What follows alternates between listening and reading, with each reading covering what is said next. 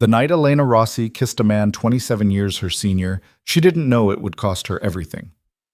One forbidden moment on a Milan balcony, and suddenly her mother's carefully constructed world shattered. Adrian DeLuca, ruthless, untouchable, dangerous, wasn't supposed to look at her like that. She wasn't supposed to feel this way.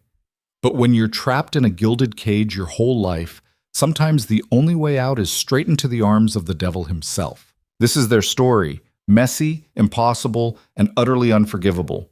If you're ready for a love that breaks every rule, stay with me until the end. Like this video and comment with your city so I can see how far this story travels. Bo o amas mamaji, mamaski. The champagne had gone warm in Elena's hand. She stood at the edge of the memorial gala, watching Milan's elite drift through the marble halls of the Rossi estate like expensive ghosts.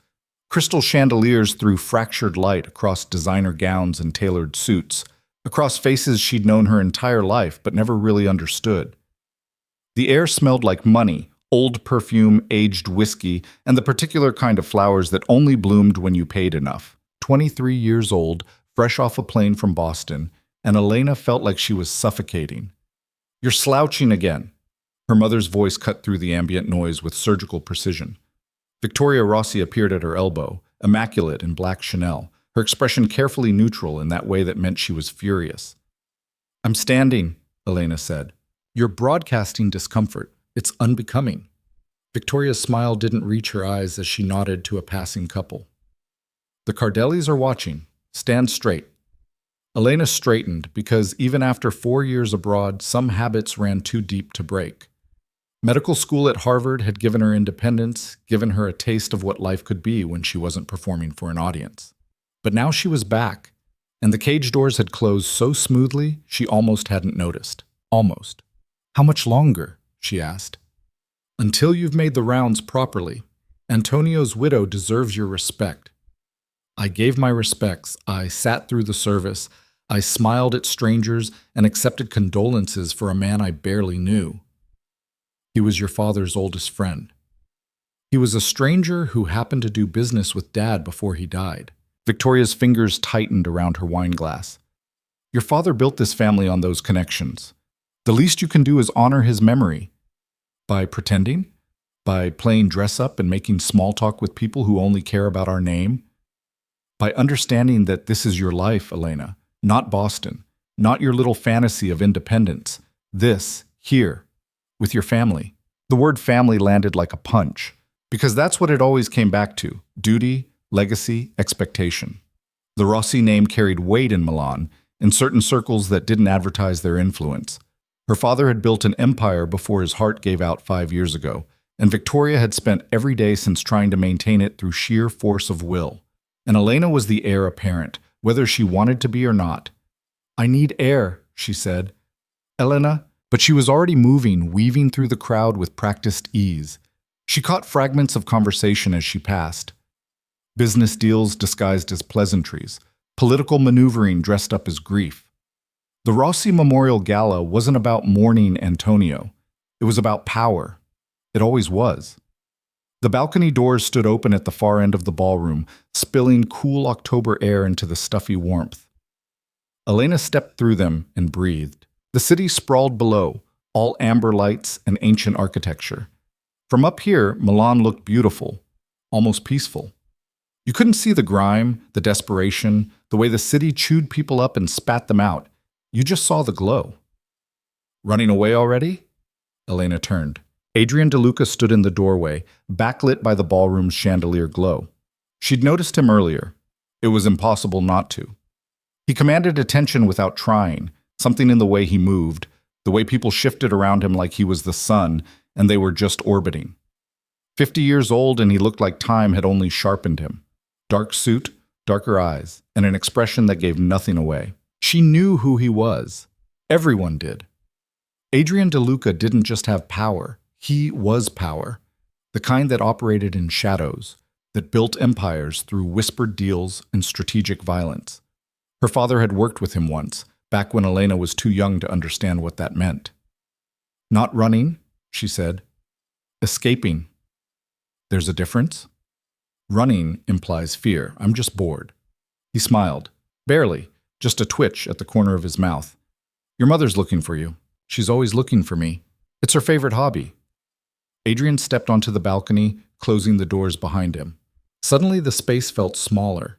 He moved to the railing, standing a careful distance away, and pulled out a cigarette case. You mind?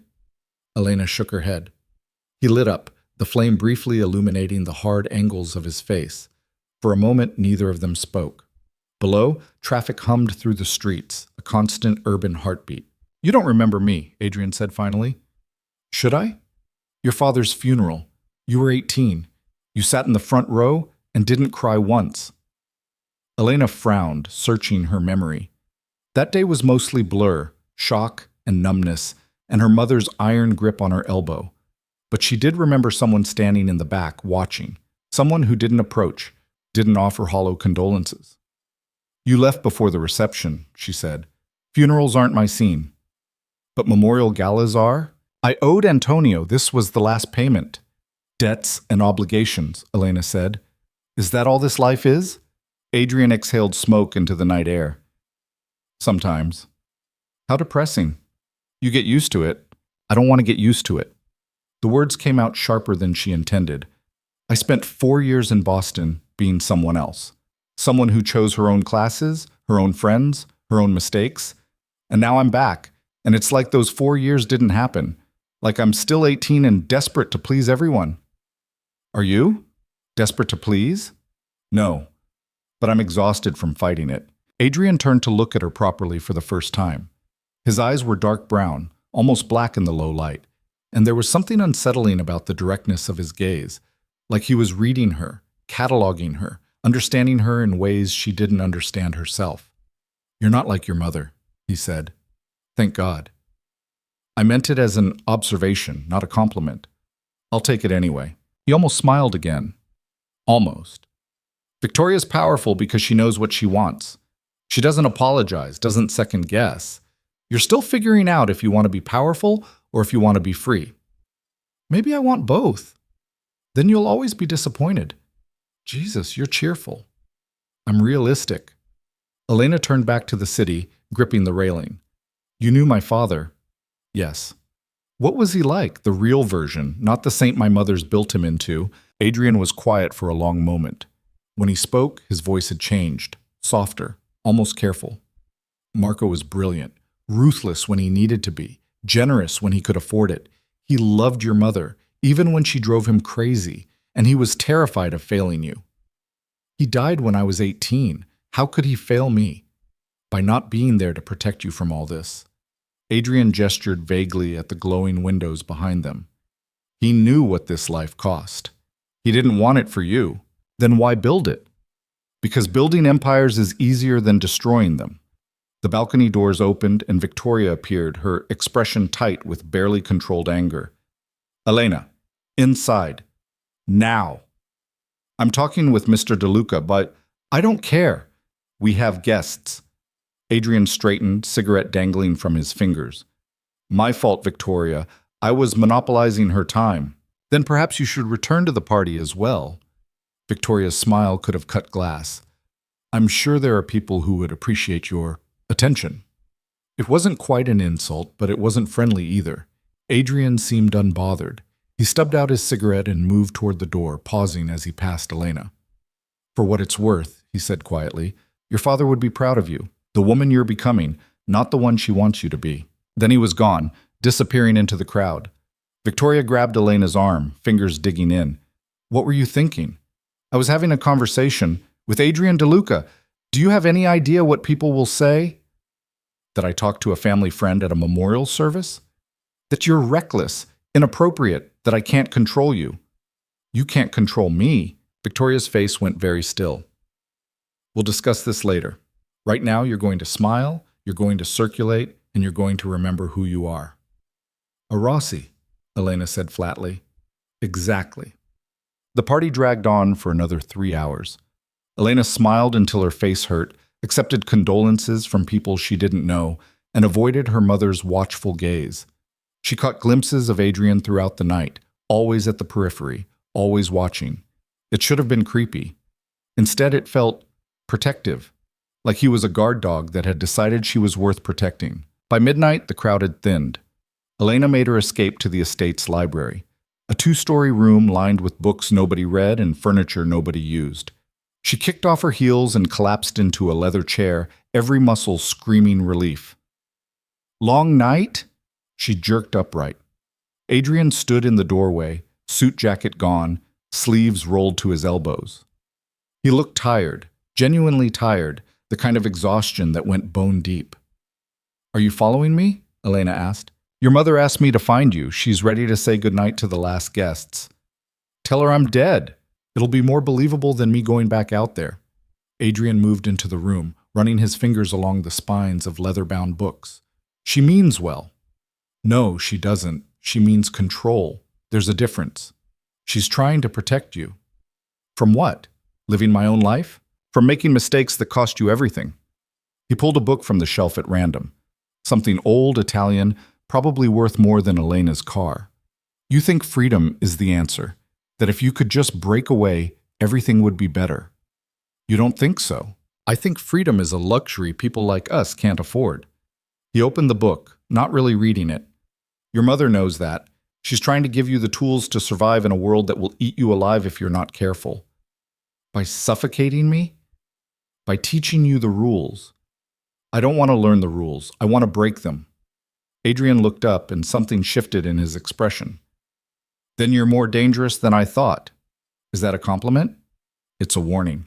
Elena stood, patting across the cold floor in her bare feet.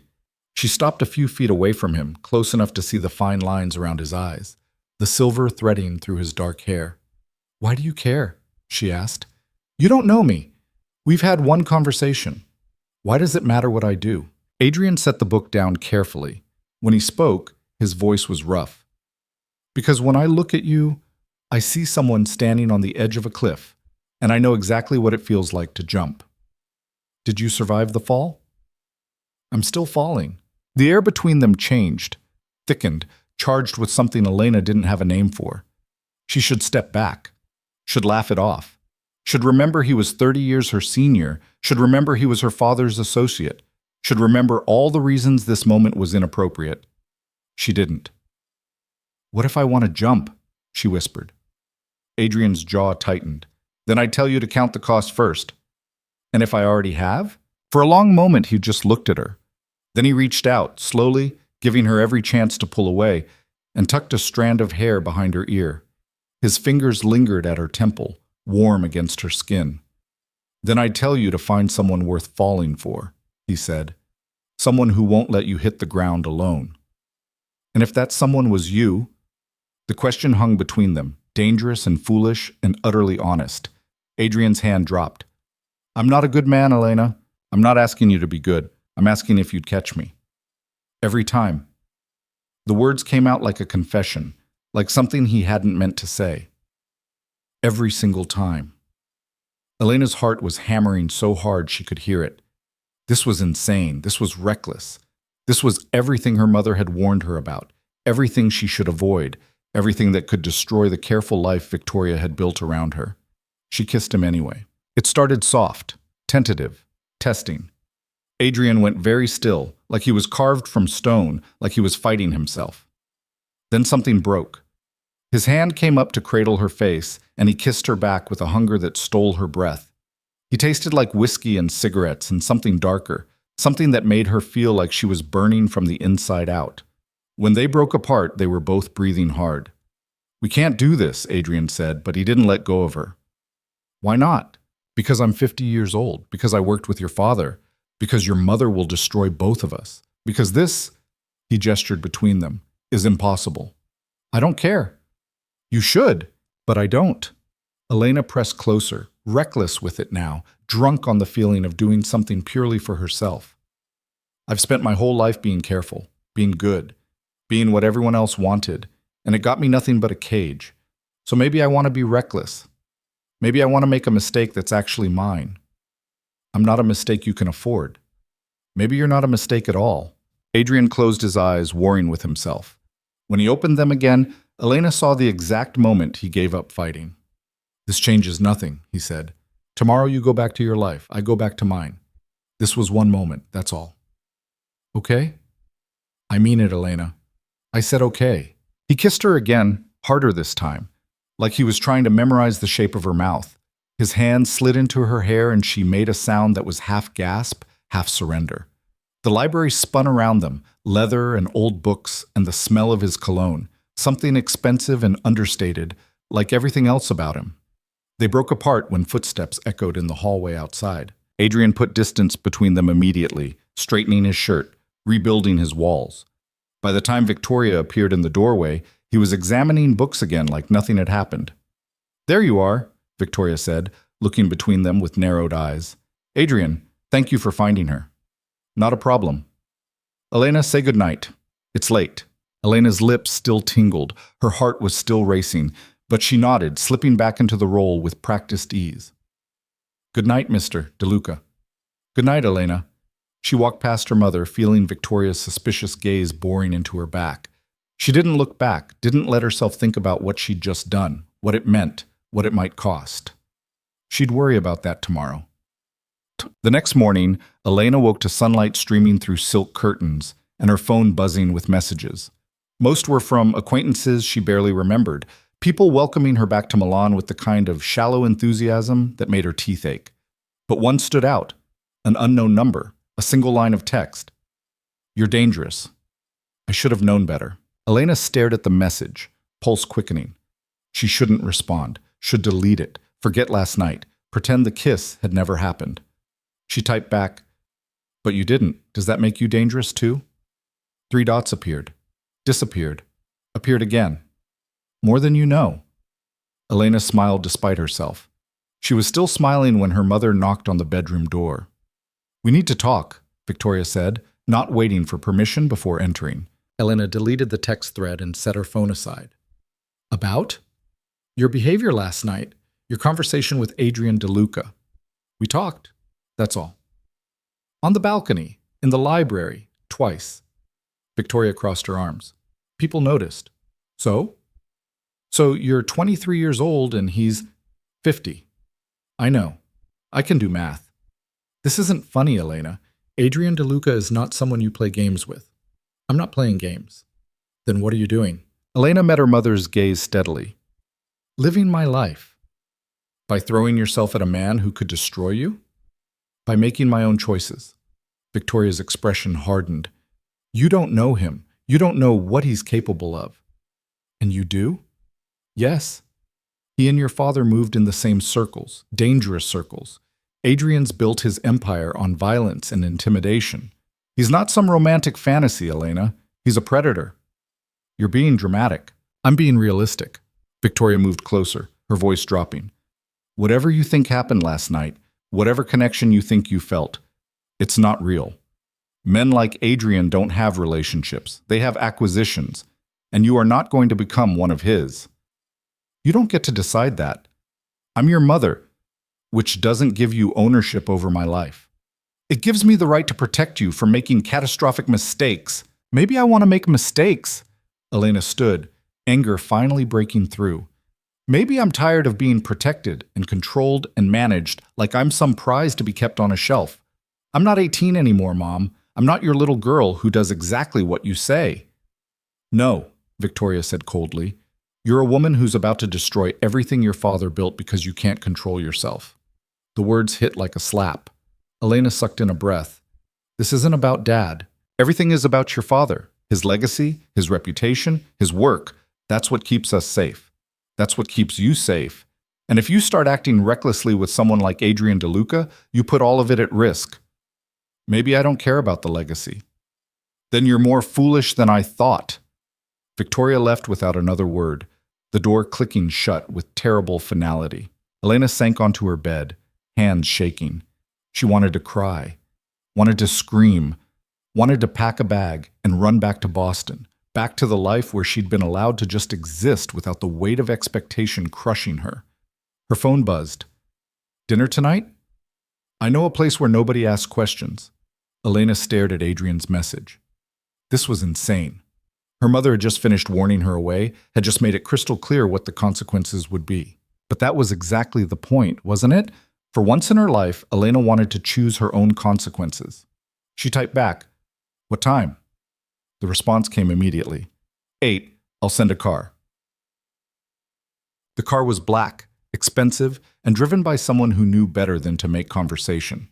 It took Elena across the city, away from the polished center, and into older neighborhoods where the buildings leaned close together like conspirators sharing secrets. The restaurant was small, tucked into a side street, the kind of place that didn't advertise because it didn't need to. Adrian was waiting at a corner table, reading something on his phone. He looked up when she approached, and something in his expression softened. "You came," he said. "You doubted?" "Your mother's persuasive. So am I." A real smile this time, quick and genuine. Apparently, they ordered wine, food that Elena barely tasted.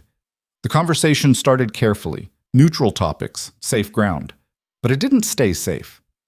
Within an hour, they were talking about her father, about Adrian's childhood in Naples, about the choices that had led them both here. "I wasn't supposed to end up like this," Adrian said, turning his wine glass in slow circles. "I wanted to be an architect, design buildings, create something beautiful. What happened? My father died. Left debts. I was 19, angry, and good at violence. The rest kind of followed." "Do you regret it?" "Every day." He met her eyes. "But regret doesn't change anything. You make your choices and you live with them." "That's bleak. That's life." "Not my life," Elena said. "Not if I can help it." "And what life do you want?" The question felt enormous. Elena set down her fork, thinking, "I want to finish medical school, open a practice that treats people who can't afford care. I want to wake up in the morning and feel like I'm doing something that matters, not just maintaining an image or playing a role." "Your mother won't allow it." "My mother doesn't get to decide. She controls your trust fund, your inheritance, your entire financial future. Then I'll build my own future." Adrian studied her with something like admiration. "You really believe that?" "I have to. Otherwise, what's the point?" He reached across the table, covering her hand with his. The gesture was simple, almost casual, but it sent heat racing up Elena's arm. "You're either incredibly brave or incredibly naive. Can I be both?" "Not if you want to survive." "Maybe survival isn't enough." Elena turned her hand over, threading their fingers together. "Maybe I want to actually live. With me." The question was soft, almost vulnerable. "If you'll have me." "Elena," Adrian's thumb traced circles on her palm. "I'm not good for you." "I don't care." "You should." "Everyone keeps telling me what I should do, what I should care about, what I should want. But nobody's asking what I actually feel." She leaned forward, urgent now. "I feel alive when I'm with you, reckless and stupid and entirely myself. And maybe that makes me naive, but at least it's real." Adrian's jaw worked. "This won't be easy." "I'm not asking for easy. Your mother will fight us, so will others. My world isn't kind, Elena. It's brutal and ugly and unforgiving." "Then we'll be brutal right back." He laughed, actually laughed, the sound rough and surprised. "You're insane." "Probably. I should walk away, right now, before this gets any more complicated." "Are you going to?" Adrian stood, pulling her up with him. He tossed cash on the table and led her outside into the cool night air. The street was empty, just pools of lamplight and distant traffic sounds. He backed her against the brick wall, one hand braced beside her head, the other cupping her face. His eyes searched hers, looking for doubt, for hesitation. Elena rose on her toes and kissed him instead. This time there was no holding back. Adrian kissed her like she was oxygen, and he'd been drowning, his body pressed against hers, solid and warm and real. Elena's hands fisted in his shirt, pulling him closer, desperate for contact. When they broke apart, they were both shaking. "Come home with me," Adrian said against her mouth. "Yes." "I mean it. Once we do this, there's no going back." "Good. I don't want to go back." He kissed her again, slower this time, deliberate. Then he took her hand and led her to the car. The driver knew better than to ask questions. They sat in the back seat, not touching, tension coiled tight between them. Elena's phone buzzed repeatedly, her mother calling, texting, demanding answers. She silenced it. Adrian's apartment was in an old building overlooking the Navigli canals. Renovated, modern inside, but with the bones of something historic. Floor-to-ceiling windows, dark furniture, art on the walls that probably cost more than most people made in a year. "It's beautiful," Elena said. "It's functional." That too. Adrian poured them drinks, whiskey, neat. Elena accepted hers but didn't drink, too wired to pretend it casual. They stood in his living room, city lights glittering through the windows, and the weight of what they were about to do settled over them. "Last chance," Adrian said. "Walk away now, and we forget this happened." "I'm not walking away." "Elena." She set down her glass and closed the distance between them. "Stop giving me outs. Stop trying to protect me from you. I'm an adult. I'm making a choice, and my choice is you." Something broke in his expression, relief, maybe, or surrender. He pulled her close, one hand tangled in her hair, the other at the small of her back. "You're going to ruin me." "Good," Elena whispered. "Ruin me right back." The kiss was different this time, deeper, more certain. Adrian walked her backward toward his bedroom, neither of them willing to break contact. The room was dark, just ambient light from the city outside. The bed was huge, impersonal, like everything else in his carefully curated life, until Elena pulled him down onto it, until his weight settled over her and his hands learned the shape of her, until nothing felt impersonal anymore. "Tell me to stop," Adrian said against her throat. "Don't you dare!" He didn't. Afterward, Elena lay tangled in expensive sheets, Adrian's arm heavy across her waist. Her heart was still racing, her skin still burning. She felt reckless and alive and terrified in the best possible way. "Your mother's going to kill me," Adrian said into the darkness. "She'll have to go through me first." "That's not as reassuring as you think," Elena laughed, rolling to face him. In the low light, he looked younger, less guarded, the hard edges softened. "What happens now? Now you go home. Pretend this didn't happen. We keep our distance. Screw that." "Elena, I'm serious. I'm not hiding. I'm not pretending. If we're doing this, we're really doing it." "You have no idea what you're asking." "Then tell me." Adrian sat up, running a hand through his disheveled hair. "My life is complicated. The work I do, the people I associate with, it's not safe. Your mother's right about that much. Getting involved with me puts you in danger." "From who?" "From everyone. Rivals, enemies, people who see you as leverage." He looked at her, expression serious. "I've made enemies, Elena, powerful ones. If they know you matter to me, they'll use you against me. So we'll be careful." "Careful doesn't always cut it." Elena reached for his hand. "I'm not asking for guarantees. I'm just asking for a chance." Adrian studied their joined hands for a long moment. Then he brought hers to his lips, pressing a kiss to her knuckles. "You're too good for this life." "Let me decide that." "Stubborn." "You have no idea." He pulled her back against him, and Elena settled into his warmth. They didn't talk about consequences or complications. For one perfect hour, they just existed together, two people who'd found something unexpected in the middle of impossible circumstances. It couldn't last. Elena knew that. But right now, in Adrian's bed with the city humming outside, she let herself believe it could. Elena didn't go home that night. She woke instead to pale morning light filtering through unfamiliar windows, Adrian's arm still draped across her waist. For a few perfect seconds, she forgot about consequences. Forgot about her mother waiting at the estate, about the dozens of missed calls on her silenced phone, about the storm that was undoubtedly building. Then Adrian stirred beside her, and reality crashed back in. "You should go," he said, voice rough with sleep. "Good morning to you, too." He turned to look at her, and something in his expression had shifted overnight, back to guarded, back to careful. "Your mother's probably mobilized the National Guard by now. Let her." "Elena, I'm not running home with my tail between my legs. Not after last night." She propped herself up on one elbow, studying him. "Unless you regret it." "That's not the point." "Then what is?" Adrian sat up, scrubbing a hand over his face.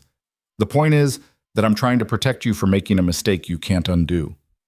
"You keep saying that, but you're still here, still touching me." Elena traced a finger along his shoulder blade. "If you really wanted me to leave, I'd already be gone." He caught her hand, stilling it. "You don't know what you're asking for." I know exactly what I'm asking for. The question is whether you're brave enough to give it to me. Adrian's jaw tightened. For a long moment, he just looked at her, something like resignation settling into his features. Then he kissed her, hard and urgent and a little desperate, and Elena knew she'd won. When he pulled back, his thumb traced her bottom lip. You're going to be the death of me. Probably. I'm serious, Elena. What we did last night, if your mother finds out, she will find out. I'm not hiding this. Then you're crazier than I thought. Elena smiled. You're just figuring that out now? They stayed in bed another hour, talking in low voices about nothing and everything. Adrian told her about his first time in Milan, about building his business from the ground up through sheer ruthlessness and refusal to lose.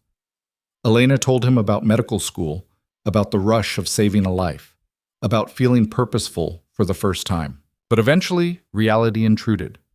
Elena's phone had been buzzing nonstop for the last 20 minutes. Her mother, then texts from people Elena barely knew, then her mother again. She finally looked at the screen and winced. 43 missed calls, 62 text messages, 3 voicemails that were probably just Victoria's voice getting progressively icier. I have to face her eventually, Elena said. Want me to come with you? That would definitely start a war. Maybe a war is what we need. Get everything out in the open. Elena considered it. The idea was tempting. Walk into the estate with Adrian at her side, refuse to apologize, force her mother to accept reality. But something held her back. Some instinct that said this needed to happen carefully, strategically.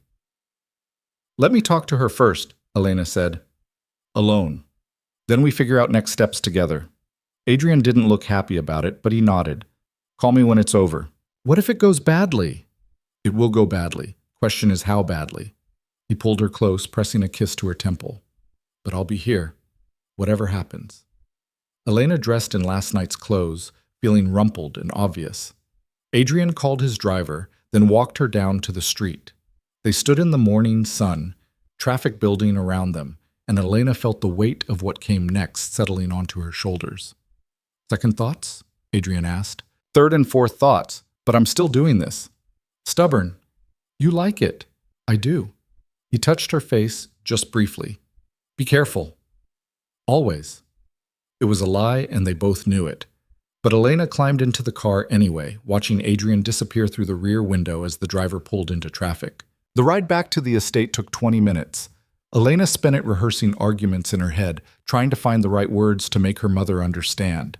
But every scenario ended the same way, with Victoria's cold fury and Elena's defiance smashing into each other like a car crash. The gate swung open as the car approached. Elena's stomach twisted.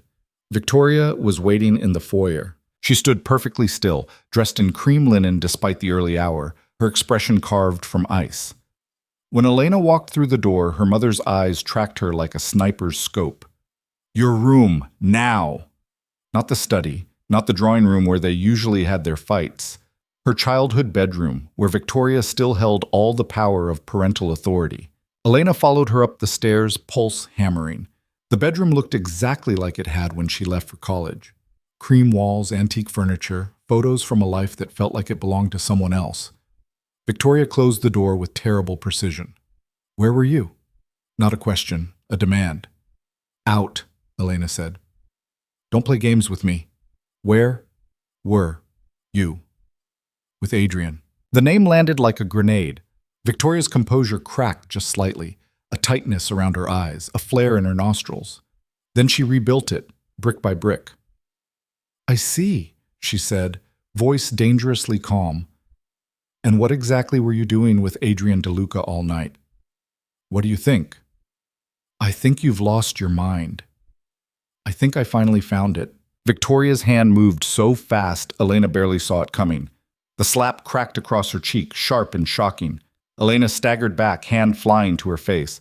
They stared at each other, both breathing hard. I deserve that, Victoria said finally, voice shaking. I shouldn't have... She stopped, composing herself. But you need to understand what you've done. Elena's cheek throbbed. I slept with someone I care about. That's not a crime. He's 50 years old, Elena. 50. You're 23. I can do math. This isn't a joke. Adrian DeLuca is not some romantic fantasy. He's dangerous, he's ruthless, and he will destroy you. You keep saying that, but you won't tell me why. Victoria crossed to the window, back rigid. When she spoke again, her voice had changed, quieter, almost vulnerable. Your father and Adrian worked together. Did you know that? Adrian mentioned it. Did he mention what they did? The kind of business they built? Elena stayed silent. They ran protection rackets, extortion, money laundering through legitimate businesses. Your father was brilliant at making dirty money look clean. Victoria's reflection stared back from the glass. And Adrian was the enforcement, the muscle, the man who made problems disappear. I don't care what he used to do. Used to. Victoria turned, eyebrows raised. You think he's stopped? You think he's some reformed criminal living a quiet life? Elena, he still runs the same operations. He's just better at hiding it now. Then why did you invite him to the memorial? Because cutting him out would be more dangerous than keeping him close. Because, in our world, you don't burn bridges with men like Adrian DeLuca. You smile and play nice and pray they don't turn on you. Elena's mind was racing. If he's so dangerous, why hasn't he hurt us? Because your father protected us. Built enough leverage, enough connections that Adrian had more to lose by making enemies of us. Victoria moved closer. But your father's been dead 5 years. Those protections are eroding, and if Adrian decides you're a weakness he can exploit, he wouldn't. You've known him 3 days, Elena. 3 days. What exactly makes you so certain? The question hit harder than the slap had. Because Elena didn't have a good answer. She just had a feeling, a bone-deep certainty that Adrian wouldn't hurt her. But feelings weren't evidence. Feelings got people killed. I trust him, she said finally. Then you're a fool. Maybe. But I'm not a child anymore. You can't lock me in my room and wait for this to blow over. No, Victoria agreed. I can't, but I can cut off your trust fund. I can make sure you never see a cent of your inheritance. I can make life very difficult for you, Elena. Do it. I don't care. You will when you're trying to finish medical school on student loans and part-time work. Elena's hands clenched. You'd actually do that? Sabotage my education because I won't obey you? I'd do whatever it takes to protect you from yourself. They stared at each other, the gulf between them yawning wider with every second. Elena felt tears burning behind her eyes but refused to let them fall. She wouldn't give her mother the satisfaction. I love him, she said quietly. Victoria laughed, actually laughed, sharp and bitter. You don't love him. You love the idea of rebelling, of proving you're your own person. But this isn't rebellion, Elena. This is self-destruction. You don't get to decide that. I'm your mother. You're a control freak who can't stand the idea that I might want something different than what you planned for me. The words exploded out of Elena, years of resentment finally breaking free. You've spent my whole life telling me what to do, who to be, how to act. You chose my schools, my friends, my clothes. You chose everything except what I actually wanted. And now I'm choosing for myself, and you can't handle it. Victoria's face had gone pale.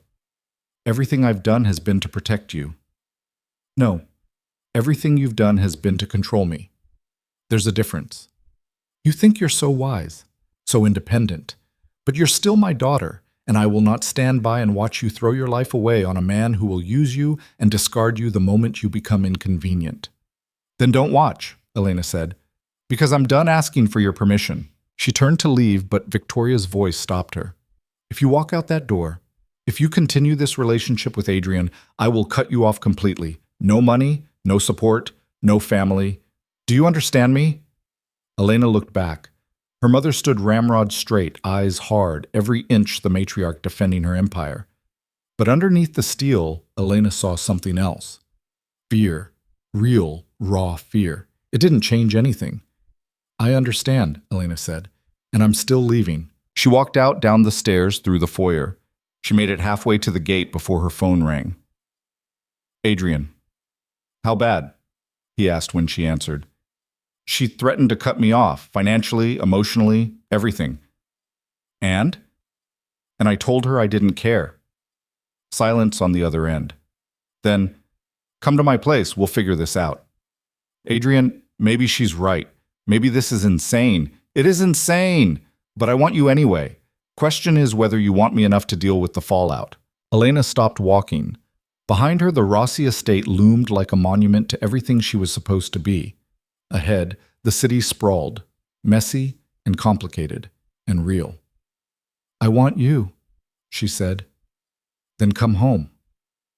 Home. The word shouldn't have fit, shouldn't have made sense, but it did. Elena ended the call and kept walking. 3 days later, Elena moved into Adrian's apartment. It wasn't planned. She'd gone back to the estate once to pack a bag, moving through the silent halls like a ghost.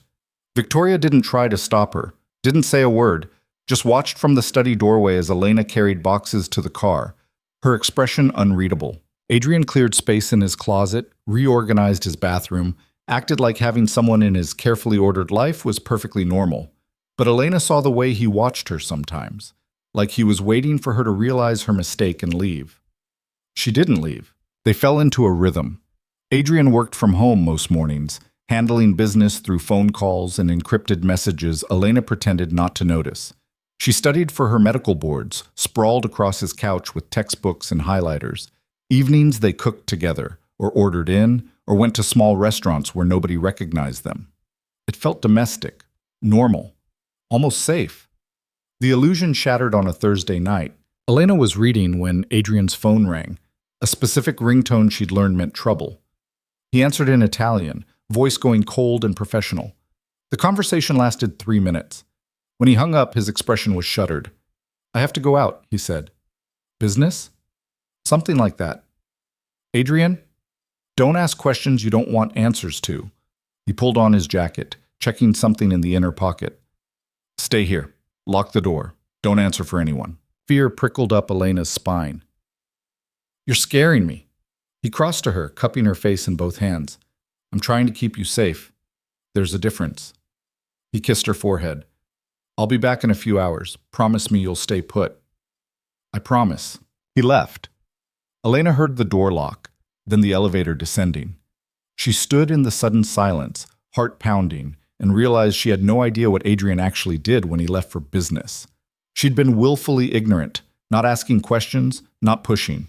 But ignorance wasn't safety. It was just comfortable blindness. Elena waited an hour, then 2.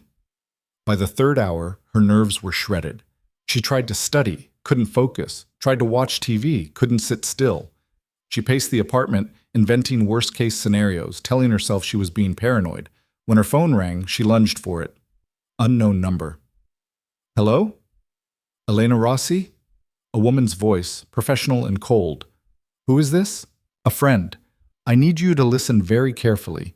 Adrian DeLuca is in danger. If you want him to survive the night, you need to get to the Darsena district, warehouse on Via Valenza. 30 minutes. Wait, who are you? How do I know this isn't... The line went dead. Elena stared at her phone, mind racing. This was a trap. Had to be. Some ploy to get her out of the apartment, to use her as leverage against Adrian. He told her to stay put for exactly this reason. But what if it wasn't a trap? What if Adrian really was in danger? She called him. No answer. Texted. Are you okay? No response. 28 minutes. Elena grabbed her coat and ran. She didn't have a car, so she called a taxi, gave the driver the address. He looked at her like she was insane. The Darsena at night wasn't safe, especially not for women alone. But he took her money and drove. The warehouse district was exactly as grim as Elena had imagined. Old industrial buildings, most abandoned, streetlights few and far between. The taxi dropped her 2 blocks from Via Valenza and refused to wait. Elena walked the rest of the way, every nerve screaming at her to turn back. The warehouse was dark, massive, one door slightly ajar. Light spilled through the crack, artificial, harsh. Elena's hands were shaking as she pushed the door open. Inside was concrete and shadow. Metal beams overhead, crates stacked against walls, the smell of oil and rust, and voices, low, tense, coming from deeper in the building. Elena moved toward them, staying in the shadows. The voices resolved into an argument. 3 men, backlit by a work lamp, 2 of them standing over the third who was on his knees. Elena's breath caught. Adrian. He was bleeding from a cut above his eye, hands bound behind his back. expression defiant even with a gun pointed at his head. One of the men, older, gray-haired, expensive suit, was talking. "You've gotten sloppy, DeLuca, distracted.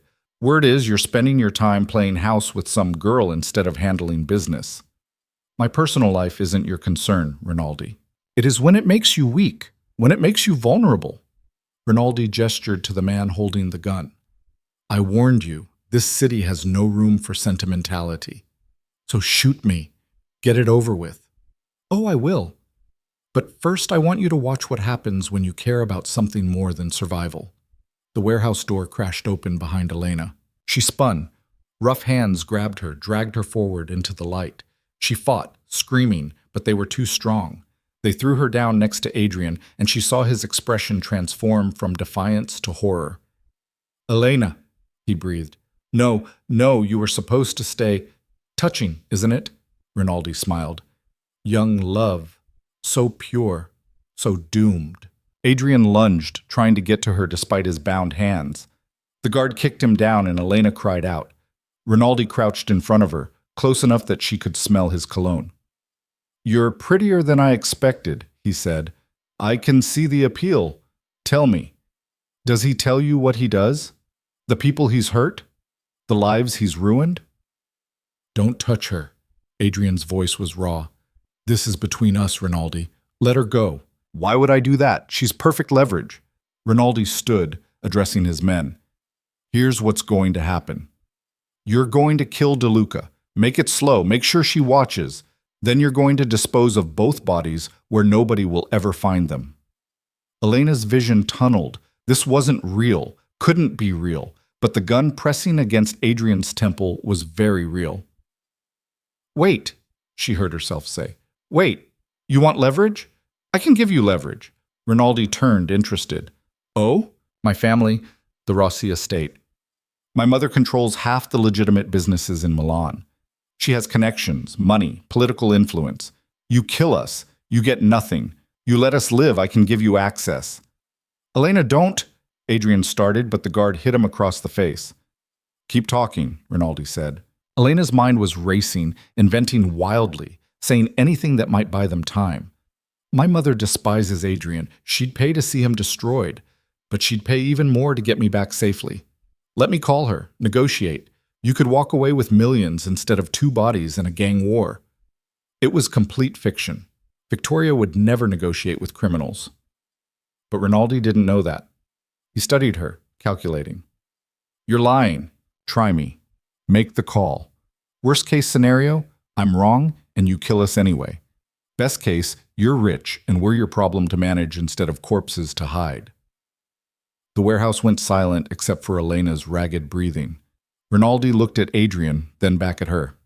"You've got balls, kid. I'll give you that." He nodded to one of his men. "Give her a phone. Let's see if Mommy really loves her." Elena's hand shook as she took the phone.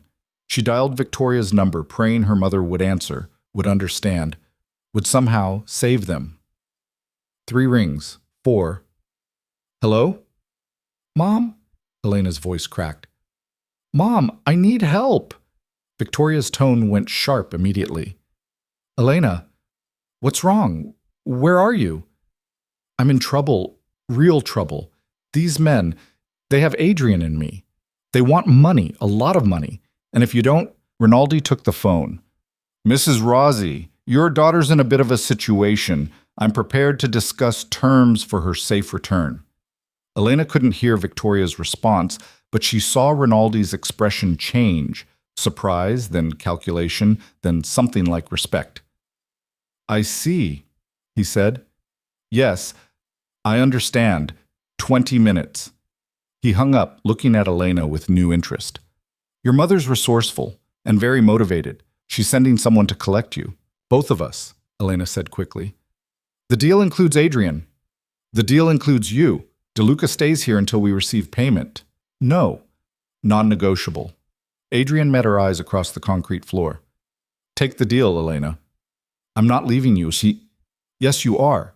You're going to walk out of here, and you're going to forget this happened." "Adrian, please." His voice broke on the word. "Please, just go. Be safe." Rinaldi's phone rang. Brief conversation in Italian. He nodded to his men. Change of plans. Mrs. Rossi wants both of them delivered. Apparently DeLuca's more valuable alive than dead. He sounded almost amused. Cut him loose. They freed Adrian's hands, hauled them both to their feet. 2 cars waited outside. Black, expensive, wrong. Elena and Adrian were shoved into the back of one, Rinaldi climbing in front. Where are we going? Elena demanded. To resolve this mess. Quietly, professionally. Rinaldi lit a cigarette. Your mother's quite persuasive, Miss Rossi. Promised me something much more valuable than your deaths. The drive took 15 minutes. They pulled up to a neutral location, some office building, dark and closed for the night. Victoria stood out front, flanked by 2 men Elena didn't recognize. Rinaldi got out first. Mrs. Rossi? Always a pleasure. Release them. Business first. Where's my compensation? Victoria nodded to one of her men, who handed over a briefcase. Rinaldi opened it, smiled. Pleasure doing business with you. If you ever threaten my daughter again, Victoria said, voice like cut glass, I will personally ensure you never do business in this city again. Am I clear? Crystal. Adrian and Elena were released. They stumbled toward Victoria, who grabbed Elena's arm with bruising force. Get in the car, she hissed. Mom, I can explain. Not here. Not now. Car. Both of you. They obeyed. Victoria's driver pulled away fast, leaving Rinaldi and his men in the rearview mirror. Elena was shaking so hard her teeth chattered. Adrian pulled her against him, and she buried her face in his chest. What the hell were you thinking? Victoria's voice was ice and fury. Going to that warehouse? You could have been killed. Someone called, said Adrian was in danger. It was a setup. Obviously, they used you to draw him out, then used you both as leverage. Victoria's composure finally cracked. Do you have any idea what I had to promise Rinaldi to get you out alive? I'm sorry. Sorry doesn't fix this, Elena. Sorry doesn't undo the fact that you almost died because you're too stubborn to listen. Adrian spoke up, voice rough. She saved my life. If she hadn't shown up, hadn't negotiated, I'd be dead. If she hadn't shown up, you'd have handled it yourself. You've survived worse than Rinaldi. Not with someone I loved at stake. The car went silent. Victoria stared at Adrian like he'd grown a second head. You love her, she said flatly. Yes. You barely know her. I know enough. Victoria looked at Elena, then back at Adrian. Something shifted in her expression, resignation, maybe, or exhausted acceptance. This is real, she said. Not a question. Yes, Adrian and Elena said simultaneously. Victoria closed her eyes briefly. When she opened them, she looked older, tired. You understand what this means, the danger you're both in, the targets on your backs. We understand, Adrian said. And you're willing to live with that? Both of you? Elena took Adrian's hand, threading their fingers together. Yes. Victoria let out a long breath. Then you're both fools, but at least you're alive. She looked at Adrian. You will protect her, with everything you have, or I will make what Rinaldi planned look merciful. Understood. And you, she turned to Elena, will stop being reckless. You will think before you act. You will not run headfirst into danger because your emotions tell you to. I'll try. You'll succeed. Because I didn't just bankrupt myself buying your freedom so you could get yourself killed next week. Elena's throat tightened. What did you give him? Leverage, connections, things I'd spent years building. Victoria's jaw tightened. Things I can rebuild. You, I can't. The words hit harder than any slap could have. Elena realized suddenly that her mother had just sacrificed everything she'd worked for, not for control, not for power, for her daughter. Mom, don't. I'm still furious with you, but you're alive and that's what matters. Victoria looked out the window at the passing city. Where am I taking you? My apartment, Adrian said. Of course it is. But there was no venom in it, just exhaustion. They drove in silence. When they pulled up to Adrian's building, Victoria stopped Elena before she could get out. This doesn't mean I approve. It doesn't mean I think this is a good idea, but... She paused, choosing words carefully. Your father would want you to be happy, even if that happiness terrifies me. Elena hugged her mother tight. Victoria went rigid, then slowly, awkwardly, hugged back. "Be careful," Victoria whispered. "I will." "And Elena? If he hurts you, I'll kill him myself." "Deal." Elena climbed out, joining Adrian on the sidewalk. They watched Victoria's car disappear into the night. "Your mother's terrifying," Adrian said. "You have no idea." He pulled her close, and Elena felt the adrenaline finally crashing. Her knees buckled. Adrian caught her, half carrying her inside and up to the apartment. Once the door was locked, Elena started shaking again, delayed shock hitting all at once. Adrian held her while she cried, while she processed how close they'd come to dying. "I thought I'd lost you," she said against his chest. "You almost did. If you hadn't been so damn clever." "I wasn't clever. I was desperate." "Same thing, sometimes." Elena pulled back to look at him. The cut above his eye had stopped bleeding but would need stitches. She touched it gently, and he winced. "Let me clean that," she said. "I'm fine." "You're not fine. Sit down." She found his first aid kit, cleaned the wound with professional efficiency. Adrian watched her work, something unreadable in his expression. "What?" she asked. "You're good at this." "The doctor thing. I've had practice." "You should be in a hospital, finishing your training, not playing nurse to a criminal in his apartment." Elena met his eyes. "Maybe I'm exactly where I'm supposed to be." "Elena, don't. Don't start the noble sacrifice speech. We almost died tonight. I don't want to waste whatever time we have arguing about whether we deserve each other." Adrian caught her wrist, pulling her between his knees. "We don't deserve each other. You deserve better." "Too bad. You're stuck with me." He rested his forehead against hers. "This isn't going to get easier. Tonight proved that. People will keep coming after us. Then we'll keep surviving. You're insane. You love it." "I do." He kissed her, soft and careful. "I love you." The words settled between them, simple and true. Elena smiled against his mouth. "I love you too. Even when you're being dramatically self-sacrificing. I'll work on that." "Please do." They went to bed wrapped around each other, unwilling to let go. Tomorrow would bring new problems, Rinaldi's fallout, Victoria's conditions, the constant danger of their lives colliding. But tonight, they were alive. Together. And for Elena, that was enough. The next 2 weeks existed in a strange kind of limbo. Adrian increased security around the apartment, cameras, new locks. A man stationed in the lobby who nodded at Elena every morning like they were old friends.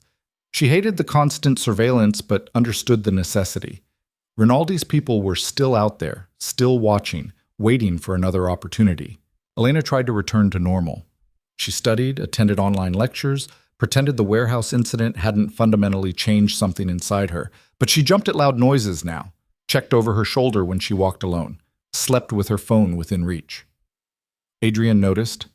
He always noticed. "You should talk to someone," he said one morning over coffee. "I'm talking to you." "A professional. What happened? It was traumatic." "I'm fine." "You're not sleeping. You barely eat.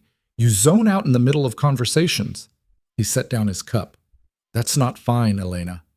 She wanted to argue, wanted to insist she could handle it, but the truth was she kept seeing Rinaldi's face, kept feeling the gun pressed against Adrian's temple, kept replaying the moment she'd thought they were both going to die. "Maybe," she admitted quietly, "but not yet. I'm not ready to talk about it with a stranger." Adrian reached across the table, taking her hand. "Whenever you're ready, no pressure." They were getting better at this, the give and take, the careful negotiation of boundaries. Adrian was learning to let her in instead of constantly pushing her away for her own good. Elena was learning that loving someone didn't mean ignoring reality, but reality had a way of intruding. Victoria called that afternoon, her tone clipped. "We need to meet, all 3 of us. Tomorrow, 2 o'clock, neutral location." "What's this about?" Elena asked. "Damage control. I'll send the address." She hung up before Elena could ask questions. Adrian took the news with resigned acceptance. "She's going to lay down rules, conditions for her continued tolerance of us. You don't know that." "I know your mother. Control is how she shows love." He wasn't wrong. The next day they met Victoria at an upscale cafe in the Brera district, outdoor seating despite the October chill. Victoria was already there, wearing sunglasses and an expression that gave nothing away. "Sit," she said. They sat. A waiter appeared, took orders nobody wanted, disappeared. Victoria removed her sunglasses, revealing tired eyes and deeper lines than Elena remembered. "I've been handling fallout from the Rinaldi situation," she said without preamble, "calling in favors, smoothing over relationships, making sure our family businesses don't suffer. It's been expensive, exhausting, and complicated." "I'm sorry," Elena started, but Victoria held up a hand. "I'm not looking for apologies. I'm establishing context." She pulled out a folder, sliding it across the table. "This is what I'm proposing. Read it." Adrian opened the folder. Elena leaned in, scanning the typed pages. It was a contract of sorts. Agreements, stipulations, legal language that made her head spin. "You're drafting terms for our relationship?" she asked, incredulous. "I'm protecting my daughter. There's a difference." Victoria's voice was steel. "Adrian, you will maintain legitimate business operations. No more money laundering, no more extortion, nothing that can be traced back to the Rossi name or used as leverage against Elena. You have 6 months to transition your operations or end this relationship. Those are the terms." Adrian's jaw tightened. "You're asking me to dismantle my entire business model." "I'm asking you to choose. Your empire or my daughter. You don't get both." "Mom," Elena interjected, but Victoria cut her off. "This isn't negotiable. I've already lost too much cleaning up the mess from 2 weeks ago. I won't risk losing more, or losing you, because he can't walk away from a life that will eventually get you both killed." "I can protect her," Adrian said. "You couldn't protect her from Rinaldi. You got lucky. Luck runs out." Victoria leaned forward. "I'm giving you a way out, a way to have her without the constant danger. Take it." Adrian was quiet for a long moment, reading through the contract with professional detachment. Elena watched emotions flicker across his face. Anger, frustration, something that looked like grief. "And if I refuse?" he asked finally. "Then I make good on every threat I've issued. I cut Elena off completely. I use every connection I have to make your life impossible. And I make sure you never have a moment's peace in this city again." "Jesus, Mom!" "I'm serious, Elena. This is non-negotiable. He cleans up his operations or this ends, today." Elena felt something snap inside her. "You can't just dictate terms like we're business partners negotiating a merger. This is my life, our lives, which is exactly why I'm doing this. Because you're too close to see clearly. Because he's too invested to make the rational choice. Someone has to think long-term." "The rational choice," Adrian repeated, voice flat. "You mean the choice that serves your interests?" "I mean the choice that keeps my daughter alive and out of prison." Victoria's composure cracked slightly. "Do you have any idea what it cost me to buy your freedom from Rinaldi? Not just money, favors, alliances, relationships I'd spent decades building. I burned half my network to save you both. The least you can do is not make it meaningless by continuing down the same path." Guilt twisted in Elena's stomach. She'd known her mother had sacrificed something, but hearing it laid out so starkly made it real. Made it her fault. Adrian must have seen it on her face because he spoke before she could. "I'll do it." Victoria blinked. "What?" "I'll transition to legitimate operations. 6 months. I'll make it work." He looked at Elena. "She's worth more than any empire."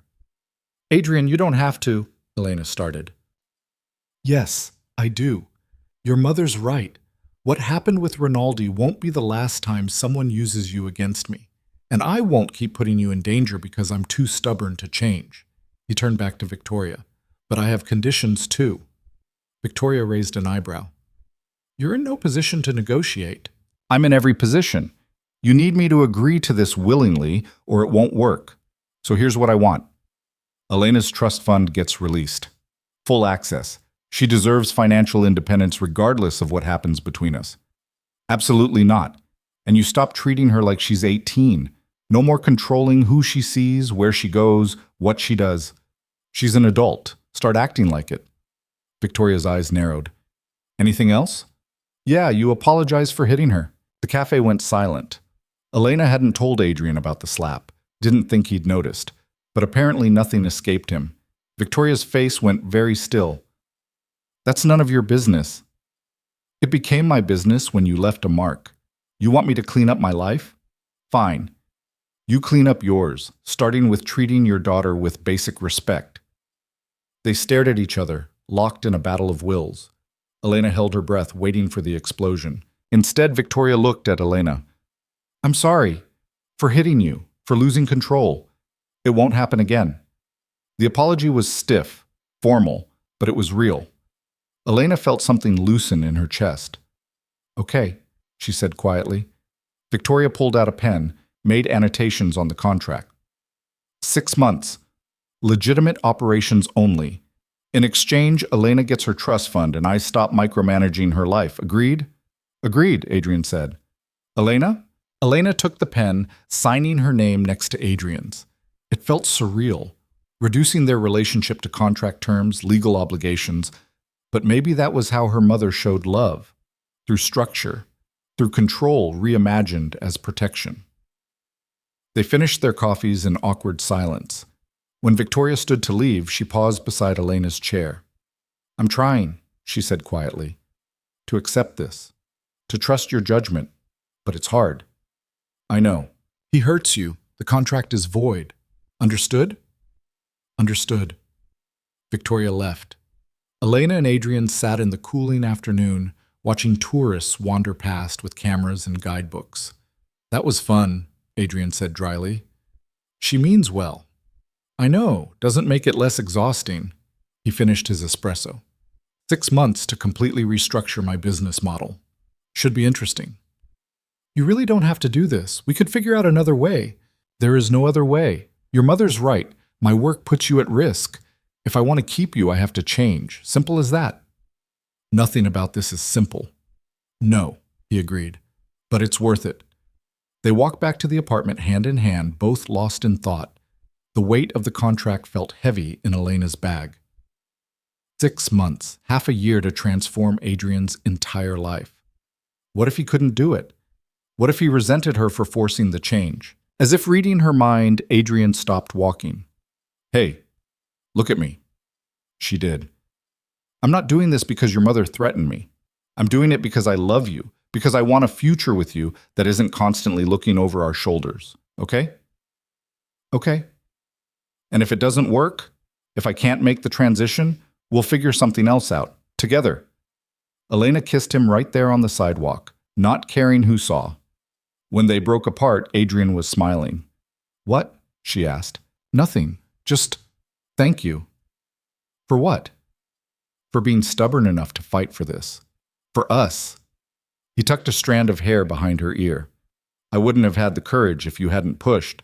I'm very pushy. I noticed. They continued home, the October sun slanting through buildings, casting long shadows across ancient streets. For the first time in weeks, Elena felt something like hope. Not the naive kind. She knew there would be challenges, setbacks, moments where they questioned everything. But they'd survive. They had so far. The hope lasted exactly 3 days. Elena was studying in the apartment when Adrian's phone rang. She'd learned to recognize the different tones: business, friends, trouble. This was trouble. Adrian answered in rapid Italian, his expression darkening with every word. When he hung up, he looked like he'd been punched. What is it? Elena asked. Rinaldi's dead. Shot outside his home an hour ago. Elena's blood went cold. What? How? Professional hit. Clean, efficient, the kind that sends a message. Adrian was already moving, grabbing his jacket, checking his gun. I need to make some calls. Lock the door behind me. Don't answer for anyone. Adrian, wait. If Rinaldi's dead, doesn't that mean we're safer? One less enemy? He looked at her with something like pity. It means someone powerful enough to kill Rinaldi just eliminated competition, which means they're consolidating territory, which means, what, dice? So, war, Elena finished. Yeah, war. He left. Elena locked the door, then immediately violated Adrian's instructions by calling her mother. Victoria answered on the first ring. You've heard. Adrian just left. Mom, what does this mean for us? It means you stay inside until we know who made the hit and what they want. I'm already making inquiries, but... Victoria paused. Elena, this is exactly what I warned you about. This life, these people. Violence is currency, and you're caught in the middle of it. I know. Do you? Because knowing intellectually and understanding viscerally are different things. Rinaldi's death isn't abstract, it's real. It's what happens in Adrian's world. In our world, Elena corrected. Like it or not, I'm part of this now. Victoria sighed. Stay safe. I'll call when I know more. The next hours crawled by. Elena tried to study, couldn't focus. Tried to watch TV, couldn't sit still. She paced the apartment, checking her phone obsessively, jumping at every sound. Adrian returned after midnight, looking exhausted. What did you find out? Elena asked immediately. Not enough. Whoever ordered the hit covered their tracks well. Could be a dozen different players. But you have suspicions. Always. He poured himself a drink, downed it in one swallow. There's a family moving in from the south, the Cavallis. They've been expanding territory, making noise. This feels like their work. What do they want? Power, money, control of Milan's underworld. Adrian refilled his glass. And anyone aligned with Rinaldi becomes a target, which includes me. But you're transitioning out, going legitimate. Word hasn't spread yet. As far as anyone knows, I'm still in the game, which makes me either an asset or a threat. Elena moved closer, taking the glass from his hand and setting it aside. What are we going to do? We keep our heads down. I accelerate the transition, sell off the questionable operations, distance myself from anything illegal, make it clear I'm out. And if they don't believe you, then we have a problem. He pulled her close, and Elena wrapped her arms around him. She could feel his heartbeat, fast and hard against her cheek. They stood like that for a long time, drawing strength from each other.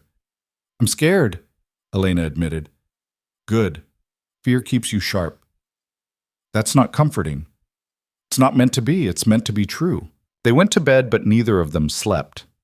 Elena lay awake, listening to Adrian's breathing, watching shadows move across the ceiling, thinking about how quickly everything could fall apart. The next morning brought worse news. One of Adrian's associates, a man named Marco who ran a legitimate shipping company, was found dead in his office. Execution style. A message. Adrian took the call while Elena was making coffee. She watched the color drain from his face. When? He asked. Pause. I'll be there in 20 minutes. He hung up, already moving toward the bedroom. What happened? Elena followed him. Marco's dead. I need to handle this. I'm coming with you. Absolutely not. Adrian, no, this isn't negotiable. You stay here where it's safe. Safe? Elena's voice rose. People are dying, your people, and you want me to just sit here and wait? Yes, that's exactly what I want. He turned on her, anger and fear bleeding together. I can't protect you and handle this at the same time. I need to know you're safe, please, Elena. Just this once, don't fight me. The raw desperation in his voice stopped her. She nodded. Adrian kissed her forehead. Thank you. Lock the door. I'll call as soon as I can. He left. Elena locked the door and immediately felt trapped. The apartment suddenly felt too small, too quiet, too much like a cage. She lasted an hour before calling her mother. I need to get out of here, Elena said. Just for a few hours, clear my head. Elena, Adrian told you to stay put for a reason. I know, but I'm going crazy. Can you send a car? Have someone take me somewhere public, safe. I just need to move. Victoria was quiet for a moment. Fine, but you take security, and you stay in contact. Every 30 minutes, you text me. Understood? Understood. The car arrived 20 minutes later, Victoria's driver, plus a security guard Elena vaguely recognized from the estate. They took her to the Galleria Vittorio Emanuele II, the massive shopping arcade where tourists and locals mingled in relative anonymity. Elena wandered through the galleries, not really seeing anything. She bought coffee she didn't drink, looked at clothes she didn't want, tried to quiet the anxiety thrumming through her veins. She was examining a display of leather bags when someone bumped into her. Sorry, a woman's voice said. Elena turned. The woman was maybe 40, well-dressed, apologetic smile. No problem, Elena said. The woman walked away. Elena turned back to the bags and felt something in her jacket pocket that hadn't been there before. Her heart stopped. Carefully, she pulled out a folded piece of paper, opened it. Bathroom, 3rd floor. Alone. 5 minutes. Elena's hands were shaking. This was insane. Could be a trap. Probably was a trap. She should call her mother, should call Adrian, should walk straight out of the Galleria with her security detail and never look back. Instead, she checked her watch and started walking. The bathroom was empty except for one woman washing her hands, the same woman who'd bumped into her. Up close, Elena could see she was younger than she'd first appeared, sharp-eyed and cautious. "You have 30 seconds before your security comes looking," the woman said. "So listen carefully. My name is Sophia. I worked with your father." "My father's been dead 5 years." "I know. I was there when he died." Elena's world tilted. "What?" "Not here. Not now.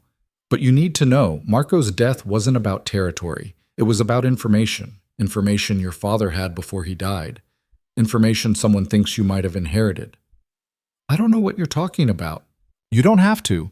Just know that you're in danger, real danger, and not from the people you think."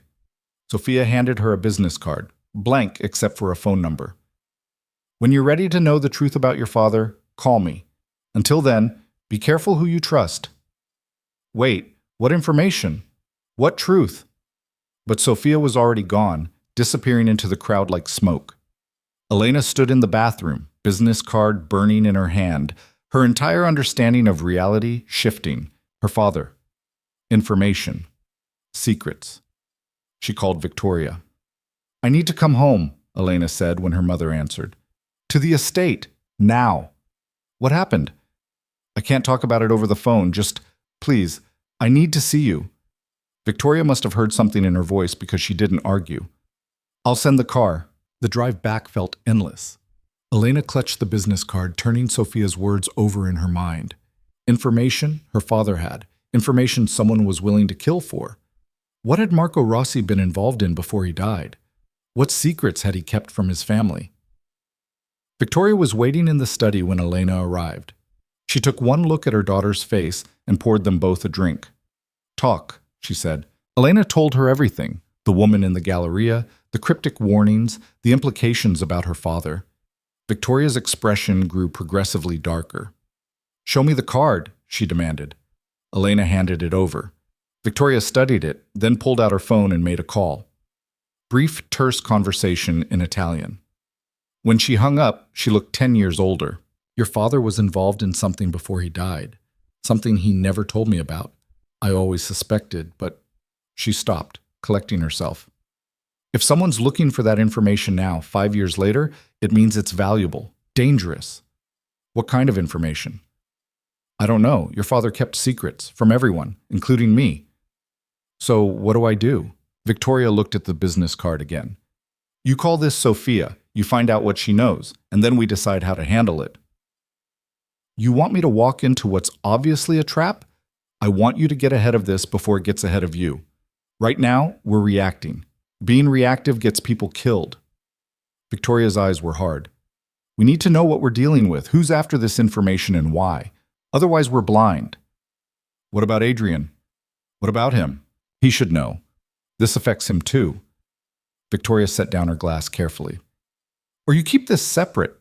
Handle it within the family. Let Adrian focus on his transition without dragging him into something that might not concern him. He's part of my life now. Everything concerns him." "Elena, so, no. I'm not keeping secrets. Not from him. If there's danger, we face it together." Victoria studied her daughter for a long moment. "You really love him?" "Yes." "Enough to risk everything?" "I already have." A small smile ghosted across Victoria's face. "You're more like your father than I realized. Stubborn, loyal to a fault, willing to burn down the world for the people you love." "Is that a compliment?" "It's an observation. Whether it's a compliment depends on whether you survive what comes next." Elena called Adrian. He answered immediately, voice tense. "Where are you?" "At the estate with my mother. We need to talk." "About what?" "Not over the phone. Can you come here?" Pause. "Give me an hour." He arrived in 45 minutes, tension radiating off him. Victoria led them both to the study, closed the doors, and poured more drinks nobody wanted. Elena told the story again, watched Adrian's expression go from confused to angry to something darker. "Your father had information," he repeated. "Information worth killing for. Apparently. And you met with this Sophia person without backup, without telling anyone." "I had security, who didn't even notice someone slip you a note. Elena, what were you thinking?" "I was thinking I needed answers." "You were thinking recklessly." Adrian stood, pacing. "This is exactly what I was afraid of. You taking risks, putting yourself in danger. Like you've never taken risks? Never put yourself in danger." "That's different." "How?" "Because you're a man? Because you're older? Because you think you're better equipped to handle danger than I am?" "Because I'm expendable and you're not." The words hung in the air, raw and honest. Victoria cleared her throat. "As touching as this argument is, we have bigger problems. Someone's looking for information Marco had. Information that apparently died with him, or so they thought. Now they're eliminating anyone who might have access. Marco's associate was just the beginning." "They'll come after you," Adrian said to Victoria. "You were his wife. They'll assume he told you something. Let them come. I've survived worse." Victoria's smile was knife-sharp. "But Elena needs protection, real protection, the kind your building security can't provide." "I'll move her somewhere safer. Or," Elena interjected, "you both stop talking about me like I'm not here. I'm an adult. I get a say in this." They both looked at her. "I'm calling Sophia," Elena continued. "I'm finding out what she knows about my father, and then we decide what to do with that information. Together. All three of us." "Absolutely not," Adrian started. "It's the only play we have," Victoria said, surprising them both. "We need information. Sophia has it. We set up a meeting, controlled location, backup in place, every precaution taken." "You're actually agreeing with her?" Adrian looked incredulous. "I'm being practical. Hiding won't make this go away. We need to know what we're dealing with." Adrian looked between them, two stubborn women who'd clearly made up their minds. He closed his eyes briefly. "Fine. But we do this my way. My people, my location, my security. You don't go anywhere without protection. Understood?" "Understood," Elena and Victoria said in unison. Adrian pulled out his phone, making rapid calls in Italian.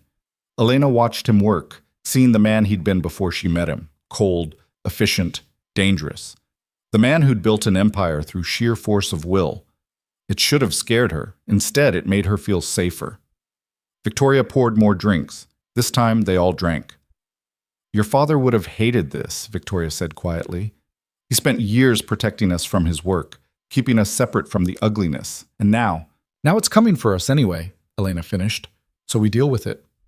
"Just like that? No fear? No second thoughts?" "Oh, I'm terrified, but being scared won't change anything. Acting will." Victoria smiled, genuine warmth this time. "When did you get so brave?" "I learned from you."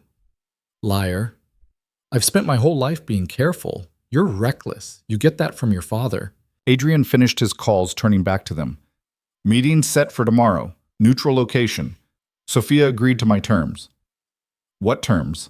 Elena asked. "Public place, daytime. She comes alone, we bring backup. First sign of trouble, we extract you." "And if she's legitimate?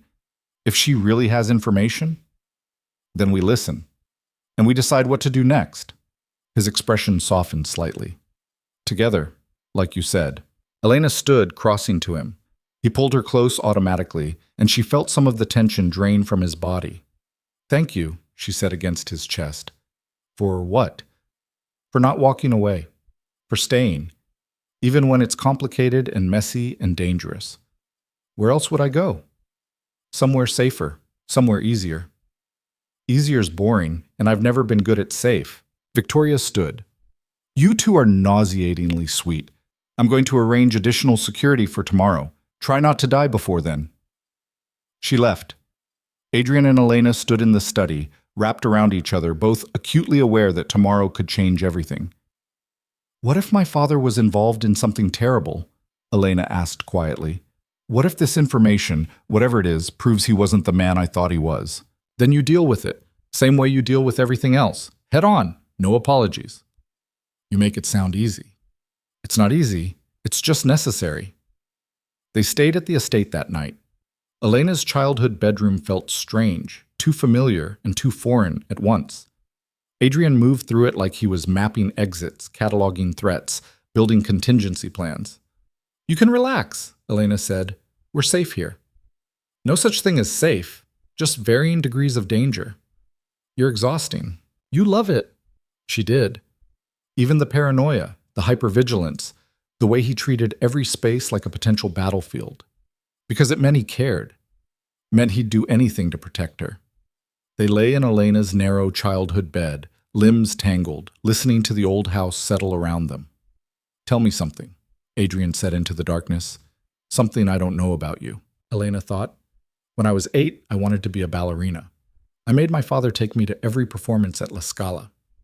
Made him sit through hours of pirouettes and plies." "Did you take lessons?" "For about 3 months, until I realized I was terrible at it. No grace, no discipline. My teacher very politely suggested I try something else." "What did you try?" "Everything. Piano, painting, horseback riding. I was mediocre at all of it. Drove my mother crazy." "And then?" "And then my father had his first heart attack when I was 12. I watched the paramedics work on him, watched them save his life. And I knew that's what I wanted to do, save people." Adrian's arms tightened around her. "Your father would be proud of you." "I hope so. Even if he kept secrets, even if he wasn't perfect." "Nobody's perfect. We're all just doing our best with what we have." "Is that what you're doing? Your best?" "With you, yeah. Every day." Elena turned in his arms, kissing him slow and deep. They made love quietly, carefully, aware of the thin walls and her mother somewhere in the house. Afterward, they lay wrapped together, skin to skin, hearts beating in sync. "Whatever happens tomorrow," Elena whispered, "whatever Sophia tells us about my father, we handle it together. Promise me." "I promise." "And if it's bad, if it's really bad, then we handle it anyway, because that's what we do. We survive."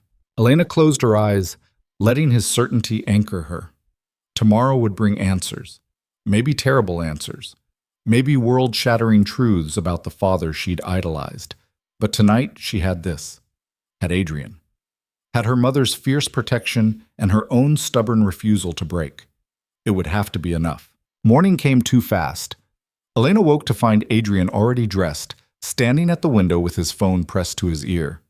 The conversation was clipped, professional, all business. When he hung up, his expression was unreadable. "Everything set?" she asked. "As much as it can be. We meet Sophia at noon, cafe in Sempione Park. Public, visible, plenty of exits." "And backup?" "4 of my people positioned around the perimeter. 2 more in the cafe. Your mother's sending her own security team." He turned to look at her. "If anything feels wrong, anything at all, you leave immediately. No arguments." "No arguments," Elena agreed, though they both knew it was a lie. Breakfast was tense. Victoria picked at her food, uncharacteristically quiet. Elena couldn't eat it all. Adrian drank black coffee and checked his watch every few minutes. At 11:30, they left for the park. 2 cars. Adrian's with Elena, Victoria's following close behind with additional security. The drive felt surreal, like they were heading to some corporate meeting instead of a potentially deadly confrontation. The park was busy with midday crowds, families, tourists, students sprawled on grass with books. Normal people living normal lives. Elena felt disconnected from them, like she was watching through glass. The cafe sat at the edge of a small piazza. Outdoor seating, umbrella-shaded tables, the smell of espresso and fresh pastries. Sophia was already there, sitting alone at a corner table, face partially hidden behind sunglasses. "I'll go first," Adrian said. "Make sure she's alone, check for weapons. You wait here until I signal." He approached the table. Brief conversation, too quiet for Elena to hear. Then he turned, nodding. Elena stood, legs unsteady, and crossed the piazza. Up close, Sophia looked tired. Older than Elena had initially thought, with worry lines etched deep around her mouth. She removed her sunglasses as Elena sat. "Thank you for coming," Sophia said. "You didn't exactly give me a choice." "Fair enough." Sophia glanced at Adrian, who'd positioned himself 3 tables away, close enough to intervene but far enough to give them space. Your bodyguard? Something like that. Marco wouldn't have approved. He tried so hard to keep you separate from all this. The casual use of her father's first name stung. You said you worked with him for 15 years. I was his accountant, the person who made his money disappear into legitimate investments. Sophia pulled a manila envelope from her bag, setting it on the table. Your father was brilliant at what he did. Too brilliant. He started noticing patterns in the money flowing through his hands, money that didn't quite add up. Elena's throat was dry. What kind of patterns? Amounts that were too large for the operations they supposedly funded, timing that coincided with political events, transfers that went through shell corporations your father didn't recognize. Sophia tapped the envelope. He started investigating, quietly, using his access to trace the money back to its source. And what did he find? Sophia's expression was grim. That he wasn't just laundering for local criminals. He was laundering for something much bigger. An organization that operated across Europe. Politicians, businessmen, crime families, all connected through a network of illegal money that your father helped legitimize. Elena felt sick. He was part of a criminal conspiracy. He was a pawn who realized too late what game he was playing. Once he understood the scope of it, he tried to get out, started compiling evidence, names, transactions, proof of the whole operation. Sophia pushed the envelope closer. He was going to expose them, turn everything over to authorities in exchange for immunity. But he died before he could. Heart attack, perfectly timed, perfectly convenient. Sophia's voice was bitter. I don't know if they killed him or if stress did the job for them, but I know they made sure his evidence disappeared, searched his office, his home, every place he might have hidden it. Did they find it? No. Because Marco was smarter than they gave him credit for. He hid copies in places they'd never think to look. Sophia met Elena's eyes. One of those places was with me. Another was in a safety deposit box under your mother's maiden name. And the third, she paused. The third was with you. Elena's blood went cold. What? When you left for Boston, your father gave you a going-away gift, a necklace. Do you still have it? Elena's hand went automatically to her throat, but the necklace wasn't there. She'd packed it when she moved into Adrian's apartment, tucked it in her jewelry box because it was too precious to wear daily. The pendant, Sophia continued, it unscrews. Inside is a micro SD card. Everything your father collected is on that card. The world tilted. Elena gripped the table edge, fighting dizziness. All these years she'd been carrying evidence that could destroy some vast criminal network. Evidence people would kill for. Evidence that had already gotten Marco killed. Why are you telling me this now? Elena managed. Because they're looking again. The Cavalli family, they're the enforcement arm of the organization. They've been sent to find that evidence and destroy it, and anyone who might know where it is. Marco's associate, the shipping company owner. First of many. They'll work their way through everyone your father trusted. Eventually they'll get to you and your mother, unless you act first. Elena looked at Adrian. He was watching them intently, hand resting near his jacket where she knew he kept his gun. Behind him, she could see Victoria's security team positioned around the perimeter. What do you expect me to do with this information? Elena asked. Use it. Turn it over to authorities. Bring down the whole network before they can bring you down. Sophia leaned forward. Your father died trying to do the right thing. Don't let that be meaningless. And you? What do you get out of this? Peace of mind. I've spent 5 years looking over my shoulder, waiting for them to remember I existed. If the evidence goes public, I'm no longer a liability. I can finally stop running. Elena picked up the envelope. It was heavier than it looked. Inside would be names, faces, proof of crimes spanning years. The kind of information that started wars. How do I know this is real? That you're not setting me up? You don't. But your father trusted me. That has to count for something. It did. Even after everything, Elena wanted to believe her father had been trying to do the right thing. That he'd died a hero instead of a criminal. Maybe that made her naive. Maybe it made her desperate. Either way, she stood, envelope in hand. I need to talk to my mother. Be careful who you trust, Sophia said. The organization has people everywhere, police, politicians, prosecutors. Your father learned that the hard way. Elena walked back to Adrian, legs shaking. He fell into step beside her immediately. What did she give you? he asked quietly. My father's evidence. Everything he collected on some massive criminal network. Elena's voice was flat, shock settling in. Evidence I've apparently been carrying around for 5 years without knowing it. Adrian's jaw tightened. Where's your mother? They found Victoria in her car, watching through tinted windows. Elena climbed into the back seat, Adrian following. Victoria took one look at her daughter's face, and her expression hardened. Tell me. Elena did. Laid out everything Sophia had revealed, the conspiracy, the evidence, the necklace.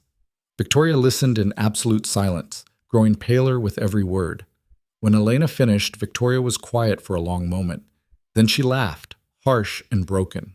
Of course Marco would do something like this, trying to save the world right up until his heart gave out. She pressed her fingers to her temples. I knew he was stressed, knew something was wrong, but he wouldn't talk to me, said it was safer if I didn't know. He was trying to protect you, Elena said. He was being a martyr, and now we're left cleaning up his mess. Victoria looked at the envelope like it was a snake. If what Sophia says is true, that evidence is a death sentence for all of us. Or it's our way out, Adrian interjected. Public exposure means they can't silence us quietly, makes us too visible, too risky. It also makes us targets for every criminal organization in Europe. The kind of enemies who don't care about visibility, who will burn everything down to make a point. So what do you suggest? We hide? Wait for them to find us anyway? Victoria met his gaze. I suggest we verify the information before we make any moves. Sophia could be lying. This could be a setup to get us to expose ourselves. She's not lying, Elena said quietly. I know she's not. How can you possibly know that? Because Dad gave me that necklace the day before I left for Boston. I remember he was weird about it, made me promise to keep it safe, said it was a piece of home I could carry with me. Elena's eyes burned. He was saying goodbye. He knew he might not have much time left. Victoria's composure cracked. He should have told me. We could have figured it out together. He was protecting you, both of us, in his own messed up way. They sat in silence, 3 people bound together by a dead man's secrets. Outside, the park continued its cheerful existence, oblivious to the bomb that had just been dropped. We need to get that necklace, Adrian said finally. Verify what's on the card. Then we decide our next move. It's at your apartment, Elena said, in my jewelry box. Then we go now, fast and quiet. Grab it and get somewhere secure while we figure this out. Victoria nodded. I'll arrange a safe house, somewhere off the grid. We inventory the evidence, assess our options, move forward carefully. And Sophia? Elena asked. She stays in play. If she's legitimate, we might need her testimony. If she's not, better to keep her close where we can watch her. Victoria pulled out her phone, already making arrangements.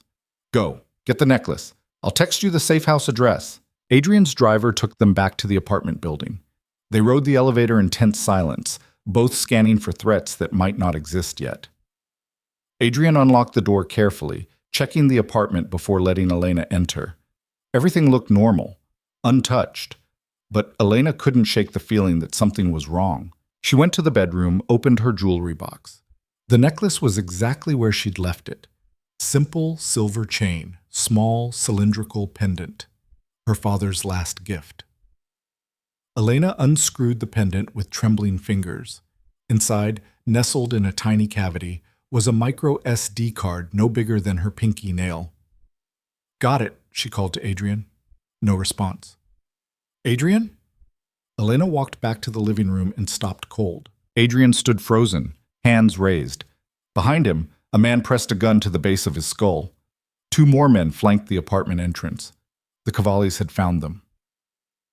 Elena Rossi, the gunman said pleasantly, drop the necklace and step away from it, slowly. Elena's mind raced. She could run, make it to the bedroom, lock the door, call for help. But they'd kill Adrian before she made it 3 steps. She set the necklace on the coffee table. Smart girl, now kick it over here, Elena complied. One of the other men retrieved it, holding it up to the light. This is what all the fuss was about, tiny little thing. He pocketed it. Marco Rossi's insurance policy. Cute. You have what you came for, Adrian said, voice deadly calm. Let her go. Oh, we will, right after we make sure there aren't any other copies floating around. The gunman smiled. You're both going to answer some questions, thoroughly. and then we'll decide if you get to live. Elena felt Adrian tense, calculating odds. She knew what he was thinking, whether he could disarm the gunman fast enough, whether the risk was worth it. Don't, she said quietly. Adrian, don't. Listen to your girlfriend, the gunman said. Be smart, come quietly. This doesn't have to get messy. They were marched out of the apartment at gunpoint, down the service stairs to avoid cameras. A van waited in the loading area, windowless, anonymous. Elena's last thought as they climbed inside was that her mother didn't know where they were, that Victoria would be waiting at the safe house, and they'd never arrive. The van doors slammed shut. Darkness. The drive lasted maybe 20 minutes, but felt like hours. Elena sat pressed against Adrian, both of them silent, both thinking through scenarios. None of them ended well. When the van stopped, they were pulled out into a warehouse, different from the one where Rinaldi had held them, but just as grim. Concrete floors, industrial lighting, the smell of motor oil and rust. A woman waited in the center of the space. Mid-40s, expensive suit, cold eyes. She looked like she could have been heading to a board meeting instead of an interrogation. Ms. Rossi, Mr. DeLuca, thank you for joining us. Her accent was refined, educated. I'm Giuliana Cavalli. I believe you have something that belongs to my organization. We gave you the necklace, Elena said. Yes, but we need to ensure there are no copies, no backups, no insurance policies of your own. Giuliana nodded to her men. Separate them. We'll question them individually, see if their stories match. Wait, Elena started, but they were already being pulled apart. Adrian fought, slamming his elbow into one guard's face, but two more subdued him. The last thing Elena saw before they dragged her into a side room was Adrian's expression, raw fear mixed with fury. They cuffed Elena to a chair bolted to the floor. Giuliana entered alone, pulling up another chair to sit facing her. Let's start simple, she said. How many copies of the evidence exist? I don't know. My father never told me. Wrong answer. Giuliana nodded to someone Elena couldn't see. A door opened and they dragged Adrian into view, bleeding from a cut on his forehead, hands still bound. Let's try again. How many copies? Elena's heart hammered. 3. Sophia said 3. The necklace, something with my mother, and her copy. Where is your mother's copy? I don't know. Safety deposit box somewhere. That's all Sophia told me. And you believed her? Yes. Why? Because she worked with my father. Because she had no reason to lie. Giuliana studied her. You're either very honest or very stupid. I haven't decided which. She stood pacing. Here's the problem, Ms. Rossi. Your father's evidence names powerful people. People who've invested decades building networks that your father's information could dismantle. We can't allow that. Then destroy it. You have the card. We have one card. We need to be certain we have them all, which means we need your cooperation and your mother's. My mother doesn't know where her copy is. My father hid it without telling her. Then we'll have to encourage her to remember. Cold dread washed over Elena. What does that mean? Giuliana pulled out her phone, dialing. It means we're going to invite her to join us, and you're going to convince her to bring what we need, or... She gestured to the door where Adrian was being held. We start removing pieces of Mr. DeLuca until she complies. Elena's vision tunneled. This couldn't be happening, couldn't be real. But Giuliana was already talking, voice pleasant and poisonous. Mrs. Rossi? Yes, good afternoon. I have your daughter here. And her boyfriend. They're both alive, for now. But I need you to listen very carefully. Elena caught Adrian's eye across the warehouse. Even battered and bleeding, he looked at her with such intensity it hurt. She saw him mouth 2 words, be ready. Ready for what? The answer came 30 seconds later when the warehouse lights cut out. Chaos erupted, shouting, gunfire, the sound of bodies hitting concrete. Elena threw herself sideways, tipping the chair, using the momentum to wrench against the cuffs. Pain shot through her wrists, but the chair leg cracked. More shots, someone screaming. The emergency lights kicked on, bathing everything in red.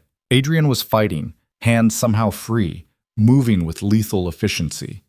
He disarmed one guard, shot another, pivoted to fire at a third. Elena yanked hard, felt the chair leg give completely, and scrambled to her feet. Adrian! He turned, saw her free, and his expression flooded with relief. Run! Back exit! But Juliana was faster. She grabbed Elena from behind, gun pressed to her temple. Drop your weapon or I paint the walls with her brain. Adrian froze. Smart man. Now kick it over. He complied. Juliana dragged Elena backward, toward a different exit. Elena could feel the woman's heartbeat against her back. Steady, controlled, professional. They almost made it to the door when Victoria Rossi walked through it. Elena's mother moved like an avenging angel, flanked by 4 armed men, face carved from ice. She took in the scene with one sweep. Elena held hostage, Adrian disarmed, bodies on the ground. Let her go, Victoria said quietly. I don't think so. Drop your weapons or I kill her. You kill her. I level this warehouse with you in it. Try me. They faced off.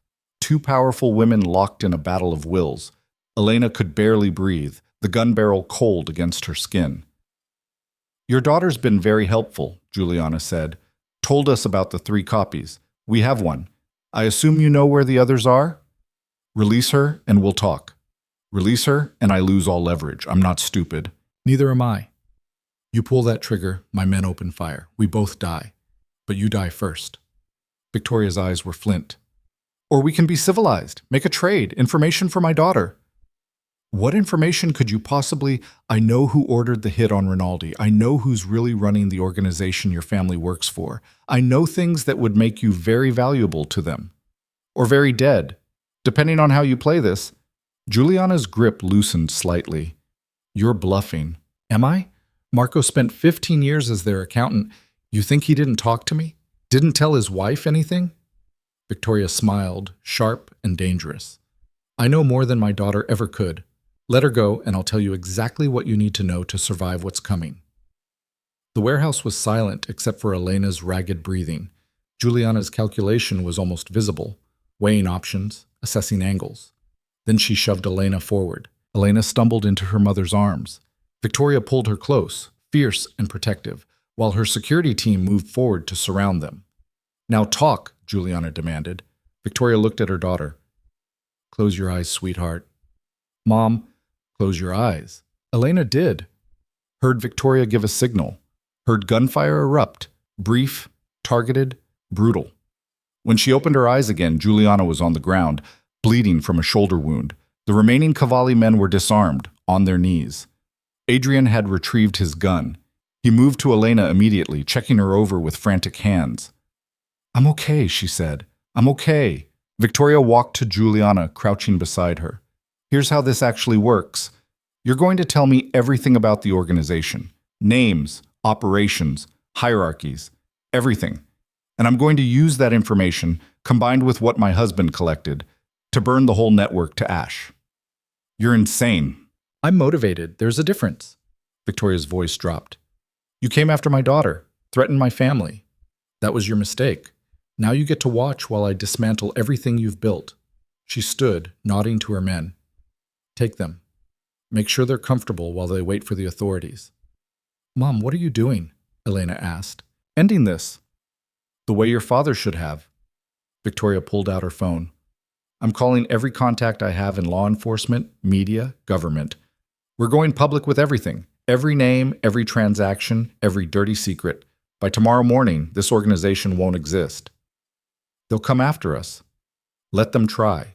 We'll be so visible, so public, that killing us would only prove the evidence real. It's the best protection we can have. Adrian spoke up. She's right. Nuclear option. Scorched earth. It's the only play that keeps you safe long term.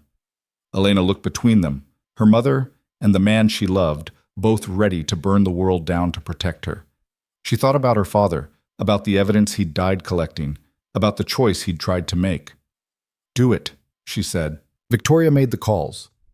Within an hour, police arrived, then federal agents, then prosecutors and investigators and reporters who'd been tipped off about the story of the decade. The warehouse became a circus of flashing cameras and urgent questions. Elena sat in the back of an ambulance, getting her wrists bandaged, and watched it all unfold. Adrian beside her, Victoria giving statements, Juliana being loaded into a different ambulance under heavy guard. Your father would be proud, Adrian said quietly, or horrified that it came to this. Both probably, but mostly proud. He took her hand carefully, avoiding the bandages. You were incredibly brave in there. I was terrified. Same thing sometimes. Elena leaned against him, exhausted. What happens now? Now we testify, help build cases against everyone involved, spend months dealing with lawyers and trials and publicity. Sounds awful. It will be, but we'll do it together. Promise? Promise. Victoria approached, looking drained but determined. They want statements from all of us. It's going to be a long night. I don't care, Elena said, as long as it's over. It's not over, not for a while. But we've won. That's what matters. Victoria sat beside her daughter, and for the first time in years, they just sat together in silence. No arguments, no demands.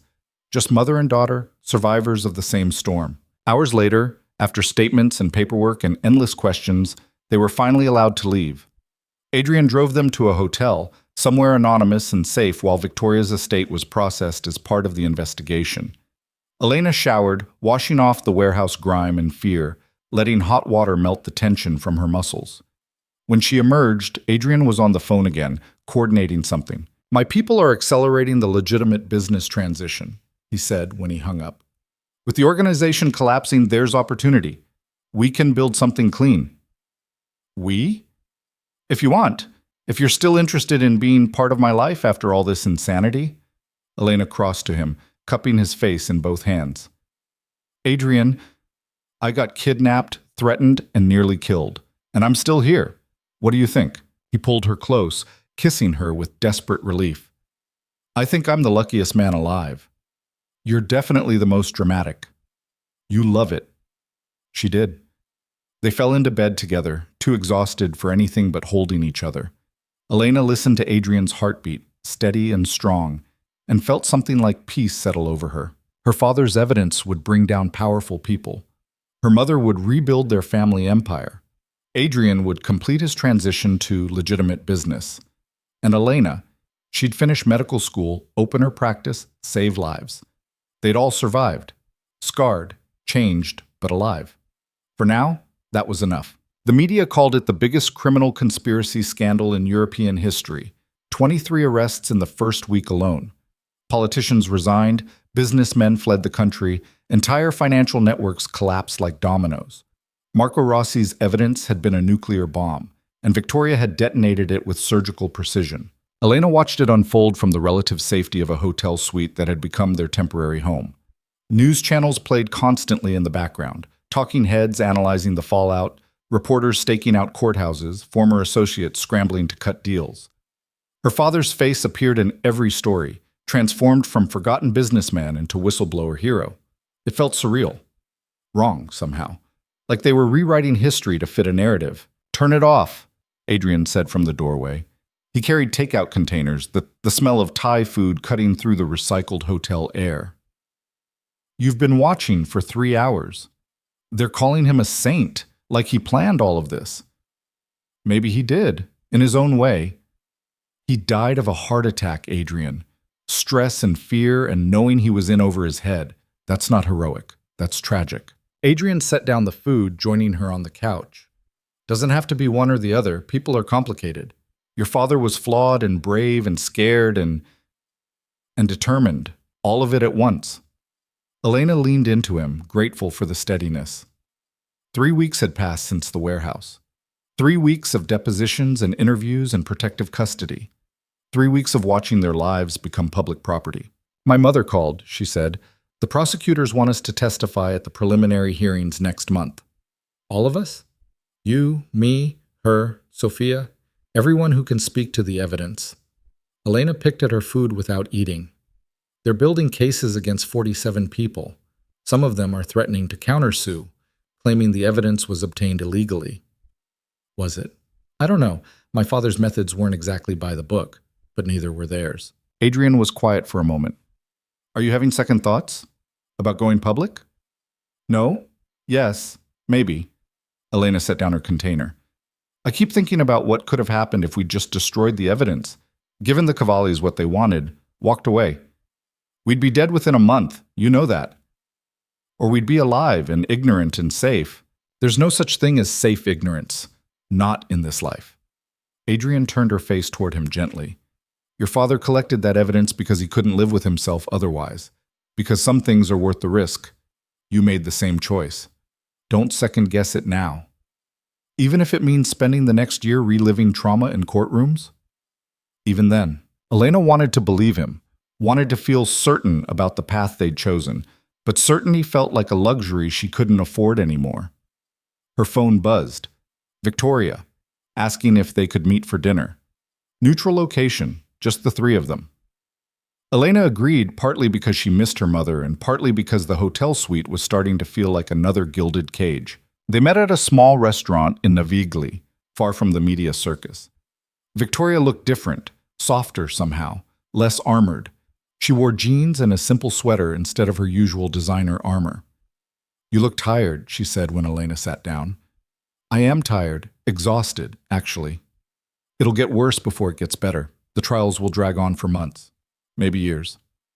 Comforting, Mom, Victoria smiled faintly. I'm being realistic, but I also want you to know you don't have to do this alone. Whatever you need, I'm here. It was the most openly vulnerable Elena had ever seen her mother. No pretense, no performance, just honesty. I need to know if you're okay, Elena said. Really okay. You lost everything when you exposed the organization. Your network, your leverage, your carefully built empire. I lost things that were built on lies and blood money. I'm not mourning them. Victoria sipped her wine. What I gained is more valuable. My daughter's alive. My husband's legacy is finally clean. I can sleep without wondering who's going to come after us next. But the business will rebuild, legitimately this time. I've already started transitioning assets, restructuring operations. It'll take time, but I'm good at building things. She looked at Adrian. I assume you're doing the same? 6 months ahead of schedule, actually. Turns out dismantling a criminal empire is easier when half your competition gets arrested. Adrian's tone was dry. I've been consulting with some of the legitimate businesses your husband set up. Strong foundations, good management. Just needed someone to protect them from being absorbed back into the organization. And now there's no organization to worry about. Exactly. Victoria studied him for a long moment. You really love my daughter. It wasn't a question, but Adrian answered anyway. More than I thought I was capable of loving anyone. Good, because she's going to need that. What comes next won't be easy. Elena looked between them. What comes next? Rebuilding. All of us, in different ways. Victoria set down her glass. I've been thinking about your father, about what he would want for you. And I don't think it's this, sitting in hotel rooms, watching your life on television, waiting for the next legal proceeding. What are you suggesting? I'm suggesting you finish what you started. Go back to medical school, complete your training, build the life you actually want instead of the one circumstances forced on you. I can't just leave in the middle of everything. Yes, you can. The prosecutors have your testimony. The evidence speaks for itself. Staying in Milan won't change the outcomes. It'll just drain you dry. Victoria leaned forward. Elena, you spent 4 years in Boston becoming someone independent. Don't lose that person now. She's right, Adrian said quietly. You should go back. Elena's heart stuttered. You want me to leave? I want you to have the life you deserve. The one you were building before all this chaos. And what about us? We figure it out. Long distance for a while. I visit, you visit, we make it work. You're both insane. Elena pushed back from the table. I'm not abandoning you in the middle of a war. The war's over, Victoria said gently. We won. Now comes the cleanup, and that's going to be boring, tedious, legal paperwork for months. You don't need to be here for it, but I want to be here for it. For you, for Adrian, for... Elena stopped, blinking back sudden tears. I can't just walk away. You're not walking away. You're moving forward. Victoria stood, moving around the table to her daughter. Sweetheart, your father died trying to protect you from his world. Don't dishonor that by sacrificing your future to it. The words hit hard. Elena sat down heavily, overwhelmed by the weight of expectations and guilt and grief all tangled together. Adrian crouched beside her chair. No one's forcing you to decide tonight. Think about it. Really think about what you want. Not what we want, not what you think you should want. what Elena Rossi actually wants for her life. Elena looked at him, this impossible man who'd turned her world upside down. Then at her mother, who'd sacrificed everything to save her. Two people who loved her enough to let her go. I want to finish medical school, she admitted quietly. I want to graduate, get my license, open a practice that actually helps people. But I also want you, both of you, and I don't know how to have everything at once. You don't have to choose between love and ambition, Victoria said. You just have to figure out the logistics, which is hard, but not impossible. Over the next week, they worked out a plan. Elena would return to Boston after the preliminary hearings concluded. Adrian would spend half his time in Milan handling business transition, half in the States with her. Victoria would visit monthly, ostensibly to check on her daughter, but really to escape the media circus at home. It wasn't perfect. It required sacrifice and compromise and faith that long distance wouldn't destroy what they'd built. But it was real. Honest. The kind of messy, complicated solution that actual people cobbled together when life refused to be simple. The preliminary hearings were exactly as brutal as Elena had feared. 3 days of testimony, reliving the warehouse, explaining her father's evidence, facing down defense attorneys who tried to paint her as naive, manipulated, unreliable. She held her ground, told the truth, and walked out exhausted but intact. Adrian testified about his work with the organization, the transition he'd made, the violence he'd witnessed. His composure never cracked, even when they attacked his credibility, his past, his relationship with Elena. He answered every question with clinical precision, giving them nothing to use against him. Victoria was devastating on the stand. She detailed her husband's final months, his paranoia and fear, the way the organization had consumed him. She presented documents that corroborated the digital evidence, filled in gaps that only she could know. By the time she finished, even the defense attorneys looked shaken. Sophia testified last, laying out 15 years of financial crimes in excruciating detail. She had receipts, transaction records, emails that connected dots the prosecutors hadn't even known existed. She was their star witness, the one who made the case airtight. When the hearings concluded, the judge ordered the majority of defendants held without bail pending trial.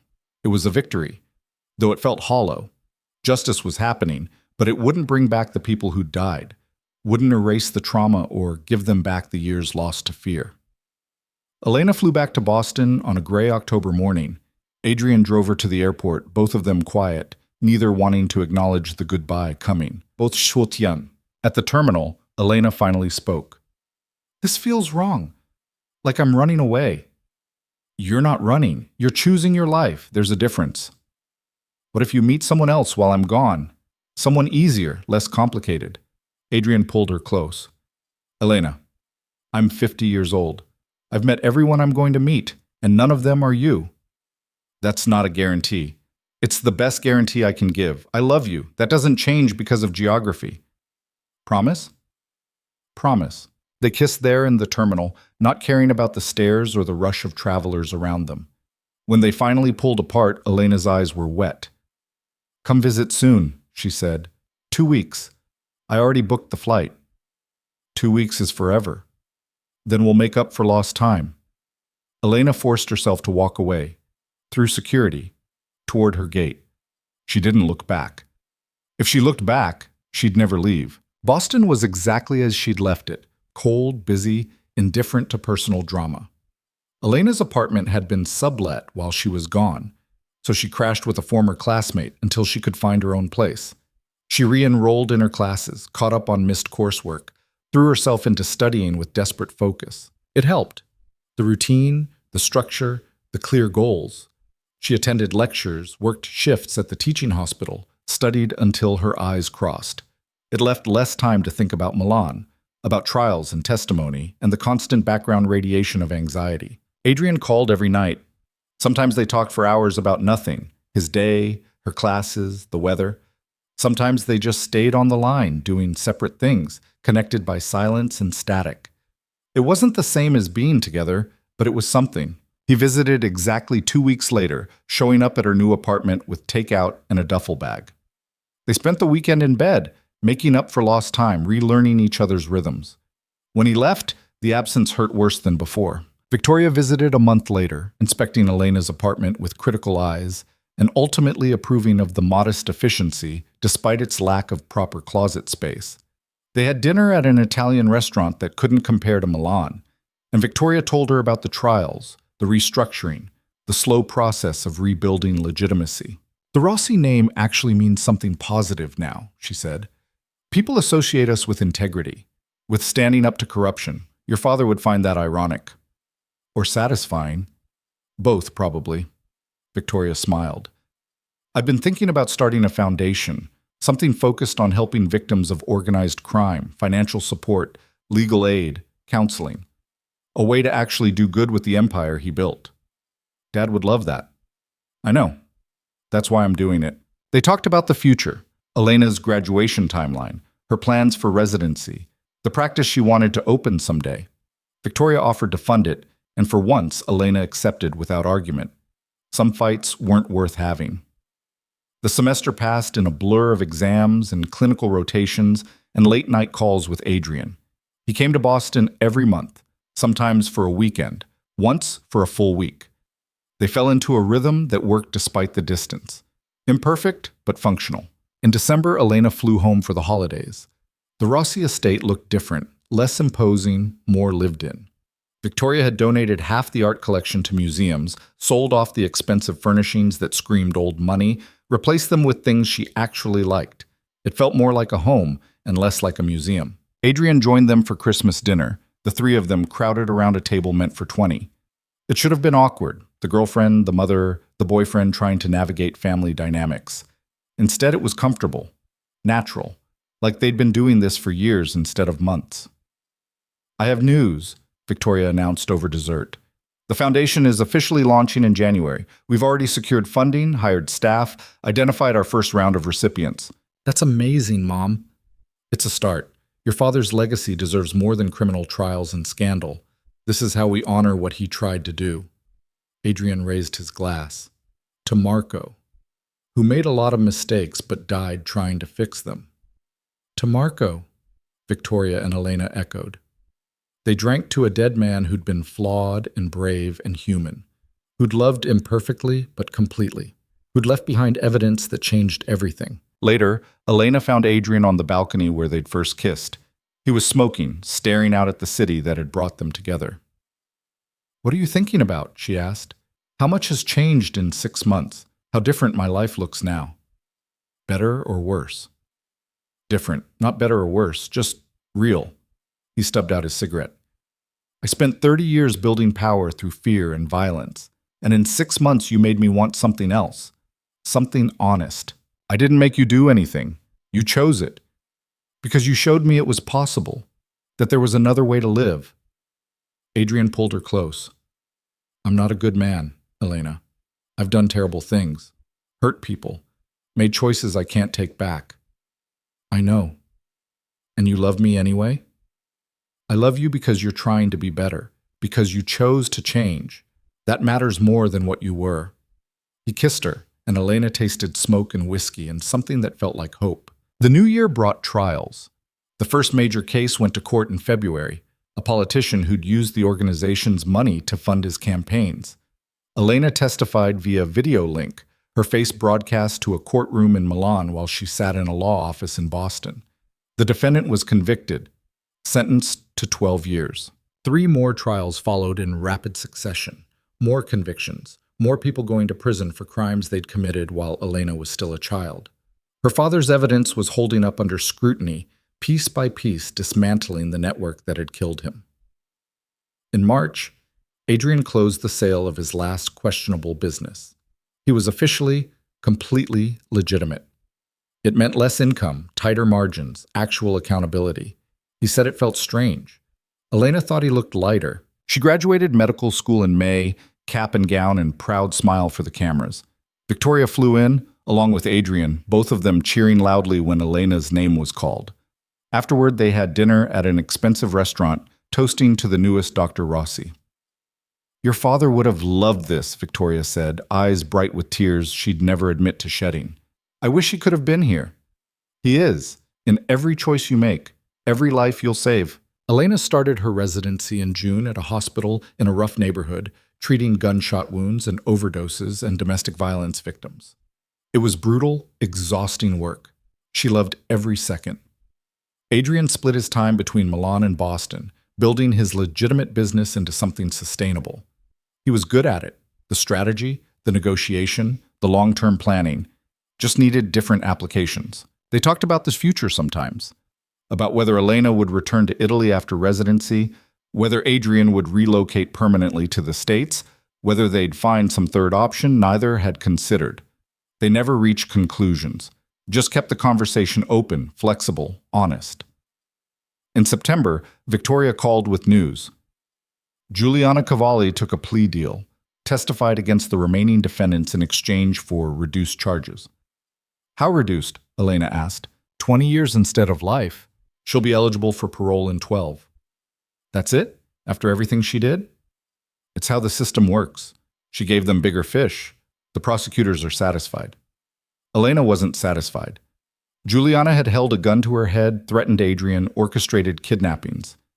20 years felt insufficient. But the anger was distant now, muted by time and distance. How do you feel about it? She asked her mother. Relieved. Her testimony means we don't have to do another trial. Don't have to relive it all again. Victoria's voice was tired. I'm ready to move forward, Elena. Really move forward. Not just survive, but actually live. Yeah, me too. The last trial concluded in November. Final convictions, final sentences, final press conferences. The media moved on to other scandals, other stories. The Rossi name faded from headlines back into relative obscurity. Elena finished her first year of residency with good evaluations and an offer to specialize in emergency medicine. She accepted. Adrian sold his Milan apartment, bought a brownstone in Boston's North End.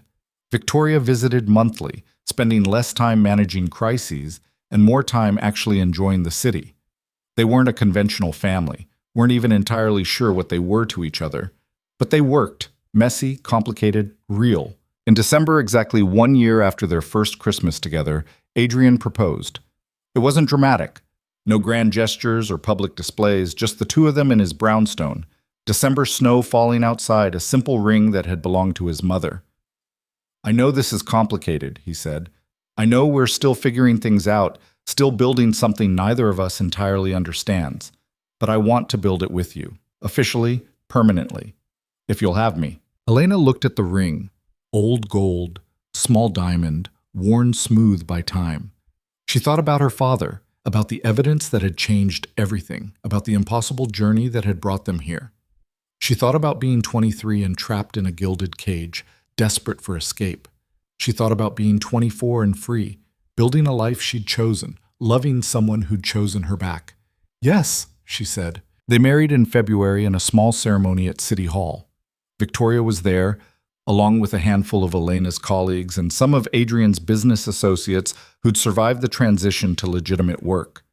No media, no fanfare, no spectacle. Just two people making promises they intended to keep. The reception was at a restaurant in the North End, Italian food and good wine and laughter that felt earned.